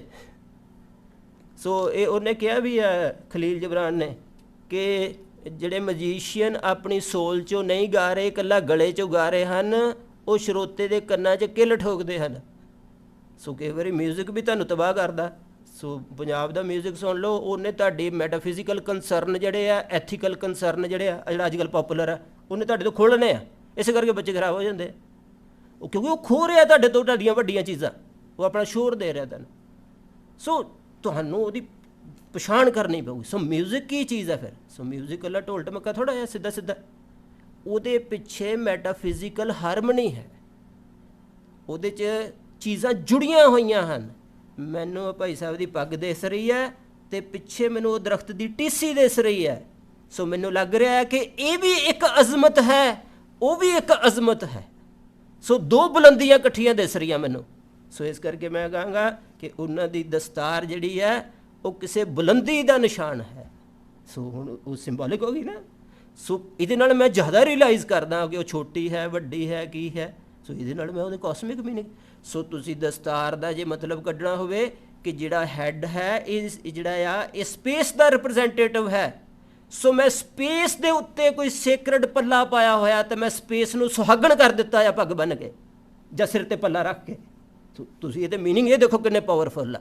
ਇਹਦੇ 'ਚ ਕੋਈ ਮਸਲਾ ਨਹੀਂ ਆਊਗਾ ਪੱਗ ਇੰਝ ਦੀ, ਜਿਵੇਂ ਪ੍ਰਚਾਰਕ ਕਰਦੇ ਹੁੰਦੇ, ਉਹਨਾਂ ਦੇ 'ਚ ਜਾਣ ਹੀ ਨਹੀਂ ਹੁੰਦੀ ਉਹ ਗੱਲ ਦੀ, ਕਿਉਂਕਿ ਉਹ ਆਪਣੀਆਂ ਸਿੰਬੋਲਿਕ ਫਾਰਮਸ ਦੀ ਫਲਾਈਟ, ਉਹਦੀ ਐਨਰਜੀ, ਲੈਂਗੁਏਜ ਦਾ ਜ਼ੋਰ। ਇਸ ਤਰ੍ਹਾਂ ਦੀ ਲੈਂਗੁਏਜ ਮੇਰੇ ਅੰਦਰ ਜਿਹੜੇ ਰਸੀਲੇ ਤੂਫਾਨ ਪੈਦਾ ਕਰਦੀ ਆ, ਉਹਦੇ ਨਾਲ ਮੇਰੀ ਬਾਡੀ ਦਾ ਮੀਨਿੰਗ ਜੋ ਮੇਰੇ ਲਈ ਪੈਦਾ ਹੁੰਦਾ ਉਹ ਦੂਜੇ ਪਾਸੇ ਹੋ ਹੀ ਨਹੀਂ ਸਕਦਾ। ਸੋ ਇਸ ਕਰਕੇ ਮੈਨੂੰ ਆਪਣੀਆਂ ਰਿਅਲਾਈਜੇਸ਼ਨ ਦਾ ਨਸ਼ਾ ਮੇਰੇ ਅੰਦਰੋਂ ਪੈਦਾ ਕਰਦਾ ਲਿਟਰੇਚਰ। ਸੋ ਸਿੰਬੋਲਿਕ ਫਾਰਮਸ ਜਿਹੜੀਆਂ ਆ ਅਤੇ ਮਿਊਜ਼ੀਕਲ ਆਸਪੈਕਟ ਜਿਹੜੇ ਆ ਅਤੇ ਇਮੇਜਿਸ ਜਿਹੜੇ ਆ, ਇਹ ਲਿਟਰੇਚਰ ਦੀ ਲੈਂਗੁਏਜ ਹਨ। ਸੋ ਇਹਨਾਂ ਨੂੰ ਨਾਮ ਰਸ ਦੇ ਨਾਲ ਜਦੋਂ ਅਸੀਂ ਪਰੋ ਲਵਾਂਗੇ, ਬਲੀਵਰ ਦੇ ਤੌਰ 'ਤੇ ਇਹਨਾਂ ਨੂੰ ਇਨਟਿਊਨ ਕਰ ਲਵਾਂਗੇ, ਤਾਂ ਅਸੀਂ ਲਿਟਰੇਚਰ ਦੀ ਸੀਮਤ ਦਾਇਰੇ ਦੇ ਵਿੱਚ ਜਿਹੜੀ ਉਹਦੀ ਸੀਮਾ 'ਤੇ ਡਾਇਵਰਸ਼ਨ ਪੈਦਾ ਹੁੰਦੀ ਹੈ, ਉਹਦੀ ਚੰਗਿਆਈ ਦੇ ਨਾਲ ਨਾਲ ਉਸ ਤੋਂ ਮੁਕਤ ਹੋ ਜਾਵਾਂਗੇ ਅਤੇ ਉਹਦੀ ਚੰਗਿਆਈ ਨੂੰ ਇੱਕ ਨਵੀਂ ਟਰਾਂਸਫੋਰਮੇਸ਼ਨ ਦੇ ਨਾਲ ਕਿਸੇ ਹਾਇਰ ਜਰਨੀ ਦੇ ਵਿੱਚ ਇਨਟਿਊਨ ਕਰ ਲਵਾਂਗੇ। ਸੋ ਇਹਨੂੰ ਆਪਾਂ ਜੇ ਹੋਰ ਧਾਰਮਿਕ ਭਾਸ਼ਾ 'ਚ ਕਹਿਣਾ ਹੋਵੇ, ਸੋ ਮੇਰਾ ਜੱਗ ਵੀ ਸੁਖੀ ਹੋ ਜਾਏਗਾ ਅਤੇ ਮੇਰਾ ਅਗਲਾ ਲੋਕ ਵੀ ਸੁਖੀ ਹੋ ਜਾਏਗਾ। ਸੋ ਲਿਟਰੇਚਰ ਤੁਹਾਡਾ ਜੱਗ ਸੁਖੀ ਕਰਦਾ ਆ, ਇਹਨੂੰ ਜੱਗ ਦੇ ਝਮੇਲੇ ਨਹੀਂ ਬਣਨ ਦਿੰਦਾ, ਇਹਨੂੰ ਇਹ ਜੱਗ ਇੱਕ ਬਖਸ਼ਿਸ਼ ਦਾ ਦੌਰ ਦੇ ਤੌਰ 'ਤੇ ਬਣਦਾ। ਸੋ ਡੈਥ ਤੋਂ ਬਾਅਦ ਤੇ ਨਾਮ ਰਸ ਨਹੀਂ ਨਾ ਹੈਗਾ, ਨਾਮ ਰਸ ਤੇ ਸਰੀਰ ਜੀ ਹੈ, ਮੈਟਰ ਦੇ ਵਿੱਚ ਹੀ ਹੈ, ਅਤੇ ਨਾਮ ਦੇ ਨਾਲ ਹਮੇਸ਼ਾ ਗੁਰਬਾਣੀ 'ਚ ਪਦਾਰਥ ਲਫ਼ਜ਼ ਆਇਆ। ਸੋ ਇਹ ਤੁਹਾਡੇ ਪਦਾਰਥ ਨੂੰ ਡਿਵਾਈਨ ਕਰਦਾ ਹੈ ਨਾਮ ਰਸ। ਸੋ ਇਹ ਲਿਟਰੇਚਰ ਜਦੋਂ ਇਹਦੇ ਨਾਲ ਜੁੜਦਾ ਤਾਂ ਪਦਾਰਥ ਦੀ ਡਿਵਾਈਨ ਰਸਾਂ ਦੀ ਰਿਸੈਪਸ਼ਨ ਬਿਹਤਰ ਹੋ ਜਾਂਦੀ ਹੈ। ਸੋ ਮੈਨੂੰ ਜਦੋਂ ਭਾਈ ਜੀ ਪਾਠ ਦਿੰਦੇ ਹਨ ਤਾਂ ਮੈਂ ਬੜੀ ਸ਼ਰਧਾ ਨਾਲ ਹੱਥ ਜੋੜਦਾ ਹਾਂ। ਸੋ ਲਿਟਰੇਚਰ ਤੁਹਾਡੇ ਸ਼ਰਧਾਮਈ ਹੱਥ ਹਨ, ਜਿਹਦੇ 'ਚ ਹਾਇਰ ਵਸਤੂ ਵਿਸ਼ਵਾਸ 'ਚੋਂ ਜਿਹੜੀ ਚੋਣੀ ਆ ਉਹ ਪੈਣੀ ਹੈ। ਸੋ ਸ਼ਾਇਦ ਟਪਕਣਾ ਨਾਮ ਰਸ 'ਚੋਂ ਆ, ਉਹਦੀ ਰਿਸੈਪਸ਼ਨ ਦੀ ਪਿਓਰਿਟੀ ਹੈ, ਜਾਂ ਨਾ ਜਿਹੜਾ ਸ਼ਾਇਦ ਟਪਕਣਾ ਆ ਅਸਮਾਨ ਤੋਂ, ਉਹਨੂੰ ਉਹਦੀ ਤਾਂਗ ਬਿਊਟੀਫੁਲ ਕਰ ਦਿੰਦਾ ਹੈ। ਸੋ ਮੈਂ ਭਾਈ ਜੀ ਤੋਂ ਪ੍ਰਸ਼ਾਦ ਪਰਾਂ ਨੂੰ ਮੂੰਹ ਕਰਕੇ ਨਹੀਂ ਲੈਂਦਾ, ਓਨਾ ਮੈਂ ਸ਼ਾਇਦ ਆਪਣੇ ਹੱਥਾਂ 'ਚ ਕਦੀ ਇਨਵੋਲਵ ਨਾ ਹੋਇਆ ਹੋਵਾਂ ਜਦੋਂ ਉਹ ਪ੍ਰਸ਼ਾਦ ਦੇ ਰਹੇ ਹੁੰਦੇ ਅਤੇ ਮੇਰੇ ਹੱਥ ਐਂ ਅੱਡੇ ਹੁੰਦੇ ਆ। ਇਹ ਇਮੇਜ ਆਪਣੇ ਆਪ 'ਚ ਵੱਡਾ ਇਮੇਜ ਆ ਕਿ ਕਿਸੇ ਹਾਇਰ ਸੈਂਟਰ ਦਾ ਸਿੰਬਲਿਜ਼ਮ ਜਿਹੜਾ ਆ ਉਹ ਬਖਸ਼ਿਸ਼ਾਂ ਲੈਂਦਾ ਹੋਇਆ ਆਪਣੀ ਰਿਚੁਅਲਿਸਟਿਕ ਡਿਮੈਂਸ਼ਨ ਦੇ ਨਾਲ ਧਰਤੀ 'ਤੇ ਕਿੰਝ ਉਤਰਦਾ ਪਿਆ ਹੈ, ਐਂ ਕਰਦਾ ਉਤਰਦਾ ਅਸਮਾਨ ਤੋਂ ਝਰਨਾ ਅਤੇ ਮੇਰੇ ਹੱਥ ਦੇ ਵਿੱਚ ਟਿਕ ਜਾਂਦਾ ਹੈ। ਸੋ ਮੈਂ ਉਹਨੂੰ ਸੋ ਮੈਂ ਉਹਨੂੰ ਵਸਤੂ ਨਹੀਂ ਕਰਦਾ, ਸੋ ਉਹ ਕੁਝ ਹੋਰ ਹੋ ਜਾਂਦਾ ਉਹਦੇ ਨਾਲ। ਸੋ ਇਸ ਕਰਕੇ ਪਰ ਇਹਦਾ ਮਤਲਬ ਇਹ ਨਹੀਂ ਕਿ ਹਿਊਮਨ ਜਿਹੜੀਆਂ ਲਿਮਿਟੇਸ਼ਨਸ ਆ ਉਹਨਾਂ ਨੂੰ ਉਹਦੇ ਵਿੱਚ ਦਖਲ ਦੇਣ ਦੀ ਖੁੱਲ੍ਹ ਨਹੀਂ ਗਈ, ਪਰ ਉਹ ਰਸਿਕ ਚੀਜ਼ ਆ, ਉਹ ਰਸਿਕਤਾ ਦੇ ਨਾਲ ਉਹਦੇ ਵਿੱਚ ਆਏਗੀ ਉਸ ਸਿੰਬਲਿਜ਼ਮ ਦੇ ਵਿੱਚ। ਸੋ ਇਸ ਤਰ੍ਹਾਂ ਜਿਹੜਾ ਬਲੀਵਰ ਆ ਉਹ ਜਦੋਂ ਲਿਟਰੇਚਰ ਨੂੰ ਪੜ੍ਹਦਾ ਆ ਤਾਂ ਉਹ ਆਪਣੀ ਦੇਹ ਨੂੰ, ਆਪਣੀ ਕਲਪਨਾ ਨੂੰ, ਆਪਣੀ ਬੁੱਧੀ ਨੂੰ ਅਤੇ ਆਪਣੇ ਸਾਰੇ ਇੰਟਰਨਲ ਸਿਸਟਮ ਨੂੰ ਅਤੇ ਆਪਣੀ ਬਿਲੋਂਗਿੰਗ ਜਿਹੜੀ ਧਰਤੀ ਵਾਲੀ ਹੈ, ਜੇ ਉਹਦਾ ਪਰਿਵਾਰ ਹੈ ਅਤੇ ਪਰਿਵਾਰ ਹੈ, ਦੀਨ ਦਿਆਲ ਭਰੋਸੇ ਤੇਰੇ ਸਭ ਪਰਿਵਾਰ, ਪਰਿਵਾਰ ਦਾ ਮਤਲਬ ਮੇਰੀ ਬੁੱਧੀ ਵੀ ਆ ਵਿੱਚ ਹੀ, ਮੇਰਾ ਸਰੀਰ ਵੀ ਉਸ ਪਰਿਵਾਰ 'ਚ ਆ, ਕਿਉਂਕਿ ਮੈਂ ਉਹ ਰੀਅਲ ਉਹ ਨਹੀਂ ਹਾਂ, ਰੀਅਲ ਤਾਂ ਮੈਂ ਜੋਤ ਰੂਪ ਹਾਂ। ਸੋ ਇਹ ਜੋਤ ਰੂਪ ਦਾ ਪਰਿਵਾਰ ਆ ਸਾਰਾ, ਆ ਜਿਹੜੀ ਮੇਰੀ ਬਾਡੀ ਬੂਡੀ ਆ, ਜਿੰਨੇ ਮੇਰੇ ਧਰਤੀ ਦੇ ਰਿਸ਼ਤੇ ਆ ਸਾਰੇ, ਹੁਣ ਆਪਾਂ ਇੱਥੇ ਪਰਿਵਾਰ ਵਾਂਗੂ ਬੈਠੇ ਆ, ਇਹ ਵੀ ਪਰਿਵਾਰ ਹੀ ਆ, ਜਿਹੜੀ ਧਰਤੀ ਤੋਂ ਮੈਂ ਜਿਉਂਦਾ ਮੇਰਾ ਪਰਿਵਾਰ ਹੋ ਜਾਂਦੀ ਹੈ। ਸੋ ਆਲੇ ਦੁਆਲੇ ਲੋਕ ਸਮਾਜ, ਮੇਰਾ ਆਪਣਾ ਟੱਬਰ, ਮਾਸੀਆਂ, ਭੂਆ, ਚਾਚੇ, ਤਾਏ ਸਾਰੇ ਵਿੱਚ ਹੀ ਆ। ਸੋ ਸਭ ਪਰਿਵਾਰ, ਭਾਵ ਇਹਦਾ ਮਤਲਬ ਇਹ ਨਹੀਂ ਕਿ ਮੇਰੀਆਂ ਆਪਣੀਆਂ ਫੈਸਿਲਿਟੀਜ਼ ਮੇਰਾ ਪਰਿਵਾਰ ਨਹੀਂ, ਮੇਰੀਆਂ ਫੈਸਿਲਿਟੀਜ਼ ਵੀ ਬੇੜੇ 'ਚ ਚੜ੍ਹ ਜਾਂਦੀਆਂ ਹਨ। ਸੋ ਮੇਰੀ ਟੋਟੈਲਿਟੀ ਜੋ ਹੈ ਉਹ ਜੋਤ ਰੂਪ ਜਿਹਦੇ ਦੁਆਲੇ ਮੇਰੀ ਟੋਟੈਲਿਟੀ ਲਪੇਟੀ ਗਈ ਹੈ, ਜਿਹੜੇ ਮੰਦਰ ਦੇ ਅੰਦਰ ਉਹ ਜੋਤ ਰੂਪ ਦਾ ਪ੍ਰਕਾਸ਼ ਹੈ, ਉਹ ਮੰਦਰ ਦੀ ਹਰ ਰਗੋ ਰੇਸ਼ਾ, ਉਹਦੀ ਹਰ ਇੱਟ, ਹਰ ਪੱਥਰ, ਉਹਦਾ ਕਿਣਕਾ ਕਿਣਕਾ ਜਿਹੜਾ ਆ ਉਹ ਬੇੜੇ ਤੇ ਚੜ੍ਹ ਜਾਂਦਾ ਹੈ। ਸੋ ਸਭ ਪਰਿਵਾਰ ਚੜਾਇਆ ਬੇੜੇ। ਸੋ ਲਿਟਰੇਚਰ ਜਿਹੜਾ ਆ ਉਹ ਤੁਹਾਡੇ ਸਭ ਪਰਿਵਾਰ ਨੂੰ ਇਹਨਾਂ ਅਰਥਾਂ 'ਚ ਬੇੜੇ 'ਚ ਚੜ੍ਹਾ ਲੈਂਦਾ ਹੈ। ਸੋ ਇਸ ਕਰਕੇ ਜਿਹੜਾ ਇਹਦੇ ਵਿੱਚੋਂ ਅਜੇ ਪਿਊਰੀ ਥਿਓਰਾਈਜ਼ੇਸ਼ਨ ਨਹੀਂ ਹੋਈ। ਮੈਂ ਤੁਹਾਨੂੰ ਸੌਖਾ ਸੌਖਾ ਕਰਕੇ ਥੋੜ੍ਹਾ ਜਿਹਾ, ਮੈਂ ਥਿਊਰੀ 'ਚ ਨਹੀਂ ਬੋਲ ਰਿਹਾ, ਮੈਂ ਸੌਖਾ ਸੌਖਾ ਕਰਕੇ ਤੁਹਾਨੂੰ ਥੋੜ੍ਹਾ ਉਹਦੇ ਇਮੋਸ਼ਨਲ ਆਸਪੈਕਟਸ, ਉਹਦੇ ਐਕਸਪੀਰੀਐਂਸ਼ੀਅਲ ਆਸਪੈਕਟਸ ਵੀ ਨਾਲ ਕ੍ਰੀਏਟ ਕਰਨ ਦੀ ਕੋਸ਼ਿਸ਼ ਕਰ ਰਿਹਾ। ਸੋ ਇਸ ਚੀਜ਼ਾਂ ਦੇ ਨਾਲ ਆਪਾਂ ਲਿਟਰੇਚਰ ਨੂੰ ਜਦੋਂ ਪੜ੍ਹਾਂਗੇ ਤਾਂ ਅਸੀਂ ਬਿਲੀਵਰ ਜਿਹੜਾ ਆ ਉਹ ਆਪਣੇ ਰਿਲੀਜਨ ਦੀ, ਆਪਣੇ ਵਿਸ਼ਵਾਸ ਦੀ ਸੁੱਚੀ ਚੀਜ਼ ਨੂੰ ਸਮਝ ਸਕਦਾ ਹੈ। ਇੱਕ ਮੈਂ ਆਖਰੀ ਗੱਲ ਕਰਕੇ ਖ਼ਤਮ ਕਰਦਾ, ਤਾਂ ਇਹਦੇ ਨਾਲ ਤੁਸੀਂ ਜਿੱਥੇ ਵੀ ਹਾਇਰ ਐਕਸਪੀਰੀਅੰਸ ਵਾਪਰ ਰਿਹਾ ਤਾਂ ਉਸ ਹਾਇਰ ਐਕਸਪੀਰੀਅੰਸ ਦੇ ਕੋਲੋਂ ਮਤਲਬ ਡਿਵੀਜ਼ਨ ਨਹੀਂ ਪੈਦਾ ਕਰੋਗੇ। ਜਿਵੇਂ ਕਿ ਗੁਰੂ ਗ੍ਰੰਥ ਸਾਹਿਬ ਦੀ ਲੈਂਗੁਏਜ ਆ, ਗੁਰੂ ਗ੍ਰੰਥ ਸਾਹਿਬ ਨੇ ਰਿਲੀਜਨ ਦੀ, ਲੈਂਗੁਏਜ ਦੀ, ਕਾਸਟ ਦੀ, ਜੈਂਡਰ ਦੀ, ਕਲਰ ਦੀ, ਵੱਖਰੀਆਂ ਵੱਖਰੀਆਂ ਧਰਤੀਆਂ, ਕਲਚਰਸ ਦੀ ਡਿਵੀਜ਼ਨ ਨੂੰ ਰਿਜੈਕਟ ਕਰ ਦਿੱਤਾ ਆ ਅਤੇ ਨਾਮ ਰਸ ਦੀ ਜਿਹੜੀ ਆ ਵਿਸ਼ਵ ਵਿਆਪਕਤਾ ਦੇ ਦਿੱਤੀ ਹੈ। ਸੋ ਉਹਦੇ ਵਿੱਚ ਜਿਹੜਾ ਆ ਮਤਲਬ ਕਿ ਇਸਲਾਮ ਦੀਆਂ ਚੀਜ਼ਾਂ ਵੀ ਆ ਰਹੀਆਂ, ਭਗਤੀ ਰਾਹੀਂ ਭਾਰਤੀ ਪਰੰਪਰਾ ਵੀ ਆ ਰਹੀ ਹੈ, ਇਸ ਤਰ੍ਹਾਂ ਸਾਰੀਆਂ ਚੀਜ਼ਾਂ ਜਿਹੜੀਆਂ ਉਹਦੇ ਵਿੱਚ ਆ ਰਹੀਆਂ ਗੁਰੂ ਗ੍ਰੰਥ ਸਾਹਿਬ ਦੇ, ਵੱਖ ਵੱਖ ਲੈਂਗੁਏਜਸ ਆ ਰਹੀਆਂ ਆ। ਸੋ ਬੁੱਧਿਜ਼ਮ ਨੇ ਜੋ ਲੈਂਗੁਏਜ ਦਾ ਐਕਸਪੈਰੀਮੈਂਟ ਕੀਤਾ ਸੰਸਕ੍ਰਿਤ ਨਾਲ, ਆਪਣਾ ਉਹ ਐਕਸਪੀਰੀਅੰਸ ਜਿਹੜਾ ਉਹ ਗੁਰਮੁਖੀ ਦੇ ਵਿੱਚ ਆ। ਸੋ ਇਸ ਕਰਕੇ ਉਹ ਸਾਰੇ ਐਕਸਪੀਰੀਅੰਸਿਸ ਉਹਦੇ ਵਿੱਚ ਆ ਰਹੇ, ਯੋਗ ਦੇ ਐਕਸਪੀਰੀਅੰਸ ਵਿੱਚ ਆ ਰਹੇ ਆ, ਉਹ ਸਾਰਾ ਕੁਝ ਵਿੱਚ ਆ, ਸੂਫੀਆਂ ਦੀਆਂ ਚੀਜ਼ਾਂ ਵਿੱਚ ਆ ਰਹੀਆਂ, ਇਸਲਾਮ ਦਾ ਸ਼ੈਖ ਵੀ ਵਿੱਚ ਆ ਰਿਹਾ, ਭਾਵੇਂ ਕਿ ਉਹਦੇ 'ਤੇ ਚਲੋ ਕਮੈਂਟ ਵੀ ਆ ਪਰ ਵਿੱਚ ਹੀ ਆ।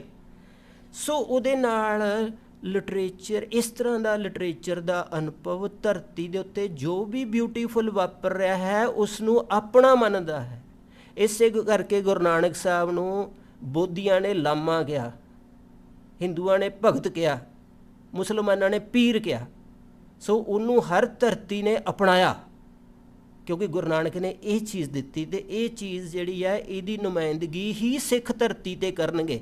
ਸੋ ਧਰਤੀ 'ਤੇ ਬੰਦਗੀ ਅਤੇ ਬੰਦਗੀ ਦੇ ਵਿੱਚੋਂ ਜਾਗਿਆ ਜਿਹੜਾ ਲਿਟਰੇਚਰ, ਜਿਹੜਾ ਟਰਾਂਸਪੇਰੈਂਟਲੀ ਨਾਮ ਰਸ ਨਾਲ ਜੁੜਿਆ ਹੈ, ਇਹਦੀ ਰਿਪਰਜ਼ੈਂਟੇਸ਼ਨ ਸਿੱਖਾਂ ਕੋਲ ਆ। ਸਿੱਖਾਂ ਦਾ ਮਤਲਬ ਜਿਹੜੇ ਸ਼ਬਦ ਗੁਰੂ ਨੂੰ ਮੰਨਦੇ ਆ, ਸਿੱਖ ਦਾ ਮਤਲਬ ਉਹ ਉਸ ਤਰ੍ਹਾਂ ਜਿਹੜੇ ਸ਼ਬਦ ਗੁਰੂ ਦੀ ਰਿਪਰਜ਼ੈਂਟੇਸ਼ਨ ਨੂੰ ਲਿਵ ਕਰ ਰਹੇ ਆ। ਸੋ ਸਾਨੂੰ ਇਹ ਸਟਰਕਚਰ ਬਣਾਉਣਾ ਚਾਹੀਦਾ। ਇਹ ਜਿਹੜਾ ਅੱਜ ਦੇ ਜਿਹੜਾ ਇਕੱਠ ਆ ਇਹ ਬਹੁਤ ਹੀ ਮੁਬਾਰਕ ਇਕੱਠ ਆ, ਅਤੇ ਇਹ ਮਤਲਬ ਕਿ ਚਲੋ ਇਹਨੂੰ ਜੇ ਇਤਿਹਾਸ 'ਚ ਦੇਖਿਆ ਜਾਵੇ ਤਾਂ ਇਹ ਅੰਮ੍ਰਿਤਸਰ ਇੱਕ ਵਾਰੀ ਇਸ ਤਰ੍ਹਾਂ ਦਾ ਹੋਇਆ ਸੀ, ਅਸੀਂ ਉੱਥੇ ਕੀਤਾ ਸੀਗਾ। ਉਦੋਂ ਉਹਦੇ ਵਿੱਚ ਲੇਡੀਜ਼ ਹੀ ਸੈਮੀਨਾਰ ਕਰਦੀਆਂ ਸੀ, ਉਹੀ ਸਟੇਜ ਚਲਾਉਂਦੀਆਂ ਸੀ, ਉਹੀ ਲੈਕਚਰ ਕਰਦੀਆਂ, ਪੇਪਰ ਪੜ੍ਹਦੀਆਂ, ਉਹੀ ਪ੍ਰਧਾਨਗੀ ਕਰਦੀਆਂ ਸੀ, ਅਸੀਂ ਆਡੀਅנס ਵਾਂਗੂ ਸਾਰੇ ਸ਼ਾਮਲ ਹੁੰਦੇ ਸੀਗੇ। ਸੋ ਉਹ ਜੇ ਵਰਤਾਰਾ ਇੱਥੇ ਚੱਲੇ ਅਤੇ ਇਹ ਵਰਲਡ ਦੀਆਂ ਲਿਟਰੇਚਰ ਦੀਆਂ ਬੈਸਟ ਬੁੱਕਸ ਹਨ। ਇਹਦੇ ਵਿੱਚ ਬੁੱਧਿਜ਼ਮ ਵੀ ਹੈ, ਇਹਦੇ 'ਚ ਹਿੰਦੂਇਜ਼ਮ ਵੀ ਹੈ, ਇਹਦੇ 'ਚ ਇਸਲਾਮਿਕ ਚੀਜ਼ਾਂ ਵੀ ਹੈ, ਸਿੱਖ ਚੀਜ਼ਾਂ ਵੀ ਹੈ, ਅਤੇ ਕ੍ਰਿਸਚੈਨਿਟੀ ਦੇ ਵਿੱਚੋਂ ਪੈਦਾ ਹੋਈ ਐਸਥੈਟਿਕਸ ਦੀਆਂ ਕਮਾਲ ਦੀਆਂ ਬੁੱਕਸ ਇਹਦੇ ਵਿੱਚ ਸ਼ਾਮਲ ਹਨ। ਤੋ ਇਹਦੇ 'ਚ ਰੋਮਾਂਟਿਸਿਜ਼ਮ ਅਤੇ ਮਿਸਟਿਸਿਜ਼ਮ ਦੇ ਨਾਲ ਨਾਲ ਕੁਝ ਸਿਧਾਂਤਕਾਰੀ ਦੀਆਂ ਕਿਤਾਬਾਂ ਵੀ ਹਨ ਜਿਹੜੀਆਂ ਐਕਸਪੀਰੀਅੰਸ ਨੂੰ ਉੱਚਾ ਰੱਖਦੀਆਂ ਹਨ। ਸੋ ਇਹਦੇ 'ਚ ਇਕੱਲੀਆਂ ਅਸੀਂ ਸਿਧਾਂਤਕਾਰੀ ਦੀਆਂ ਚੀਜ਼ਾਂ ਨਹੀਂ ਅਜੇ ਪਾਈਆਂ, ਉਹ ਤੁਸੀਂ ਹੌਲੀ ਹੌਲੀ ਅੱਗੇ ਚੱਲੋਗੇ। ਸੋ ਤੁਸੀਂ ਇਹਨੂੰ ਪੂਰੀ ਡੈਡੀਕੇਸ਼ਨ ਨਾਲ ਚਲਾਓ, ਕਿਉਂਕਿ ਜਿਹੜਾ ਆ ਬੰਦਿਆਂ ਨੇ ਤਾਂ ਸਾਡੇ ਧਰਮ ਦੇ ਇੰਸਟੀਟਿਊਸ਼ਨ ਜਿਹੜੇ ਆ ਉਹ ਪੋਲੀਟਿਕਸ ਦੇ ਵਿੱਚ ਲਬੇੜ ਕੇ ਉਹ ਖਰਾਬ ਕਰਤੇ ਆ ਲਗਭਗ। ਸੋ ਹੁਣ ਬੀਬੀਆਂ ਹੀ ਇਸ ਬੇੜੇ ਨੂੰ ਪਾਰ ਕਰਨਗੀਆਂ। ਅੱਗੇ ਵੀ ਮਹਾਰਾਜ ਨੇ ਜਿਹੜਾ ਵਰ ਦਿੱਤਾ, ਮਾਈਆਂ ਰੱਬ ਰਜਾਈਆਂ। ਸੋ ਇਹ ਅੰਮ੍ਰਿਤਸਰ ਦਾ ਬੋਲ ਜਿਹੜਾ ਮਹਾਰਾਜ ਨੇ ਗੁਰੂ ਤੇਗ ਬਹਾਦਰ ਸਾਹਿਬ ਨੇ ਬੋਲਿਆ, ਉਹ ਤੁਹਾਡੇ ਇੱਥੇ ਮਿਸ਼ੀਗਨ 'ਚ ਇਹਦਾ ਸ਼ਾਇਦ ਜਲਾਓ ਪ੍ਰਗਟ ਹੋਵੇ। ਸੋ ਮੈਂ ਸਾਰੀਆਂ ਦੁਆਵਾਂ ਅਰਦਾਸਾਂ ਦੇ ਨਾਲ ਇਹ ਉਮੀਦ ਕਰਦਾ ਹਾਂ, ਕਿਉਂਕਿ ਕੋਈ ਵੀ ਚੰਗਿਆਈ ਆ ਜਾਂ ਉਚਾਈ ਆ ਉਹਦਾ ਪ੍ਰਿੰਸੀਪਲ ਅਲਟੀਮੇਟਲੀ ਫੈਮਨਾਈਨ ਆ, ਜਿਹੜਾ ਪ੍ਰੇਅਰ ਦਾ ਫੈਮਨਾਈਨ ਆ। ਸੋ ਮਨੁੱਖ ਵੱਲੋਂ ਜੋ ਬੈਸਟ ਐਕਸ਼ਨ ਹੋ ਸਕਦਾ ਆ ਉਹਦਾ ਫੈਮਨਾਈਨ ਪ੍ਰਿੰਸੀਪਲ ਉਹਦੇ ਵਿੱਚ ਹੋਣਾ ਜ਼ਰੂਰੀ ਆ। ਸੋ ਜਿਹੜੀ ਪਿਓਰ ਵਾਇਲੈਂਸ ਆ ਉਹ ਵੀ ਫੈਮਨਾਈਨ ਹੀ ਆ ਹਾਇਰ ਅਰਥਾਂ 'ਚ, ਜੈਂਡਰ ਤੋਂ ਉੱਪਰ ਜਿਹੜਾ ਪਿਓਰ ਅਰਥਾਂ 'ਚ। ਸੋ ਪ੍ਰੇਅਰ ਦਾ ਕਲਚਰ ਫੈਮਨਾਈਨ ਆ, ਸੋ ਤੁਸੀਂ ਇਹਦੀ ਰਿਪਰੈਜ਼ੈਂਟੇਸ਼ਨ ਨੂੰ ਇੱਥੇ ਪ੍ਰਗਟ ਕਰੋ। ਆਪਣੇ ਕੰਮਕਾਰਾਂ ਨੂੰ ਵੀ ਵਿੱਚ ਰੱਖੋ, ਜਿਹੜਾ ਹਿਊਮਨ ਆਸਪੈਕਟ ਆ ਉਹ ਵੀ ਵਿੱਚ ਰਹਿੰਦਾ ਆ, ਮਜਬੂਰੀਆਂ, ਕੰਮ ਧੰਦੇ, ਇਹ ਉਹ ਸਾਰਾ ਕੁਝ ਵਿੱਚ ਹੀ ਆ। ਪਰ ਜੇ ਤੁਹਾਡਾ ਵਿਸ਼ਵਾਸ ਇਹਨਾਂ ਚੀਜ਼ਾਂ 'ਚ ਰਹੇਗਾ ਤਾਂ ਆਪਾਂ ਕੋਈ ਜ਼ਰੂਰ ਰਸਤਾ ਜਿਹੜਾ ਚੰਗਾ ਕੱਢ ਸਕਾਂਗੇ, ਅਤੇ ਉਹਦੇ ਨਾਲ ਸਾਡਾ ਆਪਣਾ ਵਿਅਕਤੀਗਤ ਜੀਵਨ ਅਤੇ ਸਾਡਾ ਸਮਾਜਿਕ ਜੀਵਨ, ਜਿਹੜਾ ਪੰਥਕ ਜੀਵਨ ਆ, ਇਹ ਦੋਵੇਂ ਮਹਾਰਾਜ ਦੇ ਘਰ 'ਚ ਪ੍ਰਵਾਨ ਹੋਣਗੇ। ਇੰਨੀਆਂ ਬੇਨਤੀਆਂ, ਕੁਝ ਵੱਧ ਬੋਲਿਆ ਹੋਵੇ ਤਾਂ ਮਾਫੀ। ਵਾਹਿਗੁਰੂ ਜੀ ਕਾ ਖਾਲਸਾ, ਵਾਹਿਗੁਰੂ ਜੀ ਕੀ ਫਤਿਹ।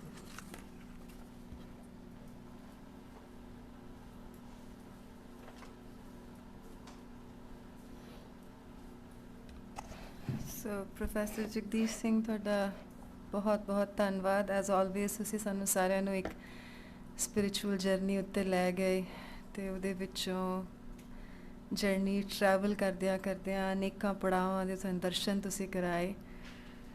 ਅਤੇ ਲਿਟਰੇਚਰ ਪ੍ਰੋਫੈਸਰ ਸਾਹਿਬ ਦੀ ਮੈਂ ਜੇ ਅਟੈਂਪਟ ਕਰਾਂ ਇੱਕ ਸਮਰਾਈਜ਼ ਕਰਨ ਲਈ, ਤਾਂ ਲਿਟਰੇਚਰ ਸਾਡੇ ਮੰਡੇਨ ਅਰਥਾਤ ਸਾਡੀ ਧਰਤੀ ਨਾਲ ਜੁੜੇ ਰਲਮਸ, ਐਕਸਪੀਰੀਐਂਸਿਸ ਅਤੇ ਸੈਲੈਸਟੀਅਲ ਰਲਮਸ ਦੇ ਇਨਫਾਈਨਾਈਟ ਲੇਅਰਸ ਨੂੰ ਸਦੀਵੀ ਮੌਲ ਦੀ ਪ੍ਰਕਿਰਿਆ ਵਿੱਚ ਰਿਸੀਵ ਕਰਨ ਦੀ ਕਾਬਲੀਅਤ ਸਾਨੂੰ ਬਖਸ਼ਦੇ ਨੇ। ਸਾਡੇ ਲਈ ਕਦੇ ਵੀ ਕੁਝ ਵੀ ਸਟੈਟਿਕ ਨਹੀਂ ਹੁੰਦਾ, ਸਾਡੇ ਲਈ ਹਮੇਸ਼ਾ ਡਾਇਨਮਿਸਿਟੀ ਦੇ ਵਿੱਚ ਇੱਕ ਲਾਈਫ, ਮੰਡੇਨ ਵਰਲਡ, ਸਾਡੇ ਸੈਲੈਸਟੀਅਲ ਰਲਮ ਸਾਨੂੰ ਇੱਕ ਫਲੋ ਵਿੱਚ ਦਿਖਦੇ ਨੇ।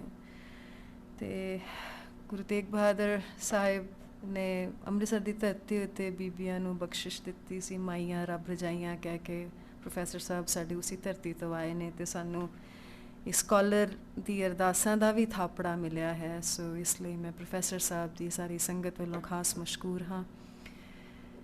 ਇਹਨਾਂ ਫਾਈਨਲ ਰਿਮਾਰਕਸ ਨਾਲ ਮੈਂ ਹੁਣ ਆਪਣੇ ਭੈਣ ਜੀ ਗੁਰਪ੍ਰੀਤ ਕੌਰ ਨੂੰ ਵਰਡ ਆਫ ਥੈਂਕਸ ਦੇਣ ਲਈ ਇੱਥੇ ਨਿਮੰਤਰਣ ਦਿੰਦੀ ਹਾਂ।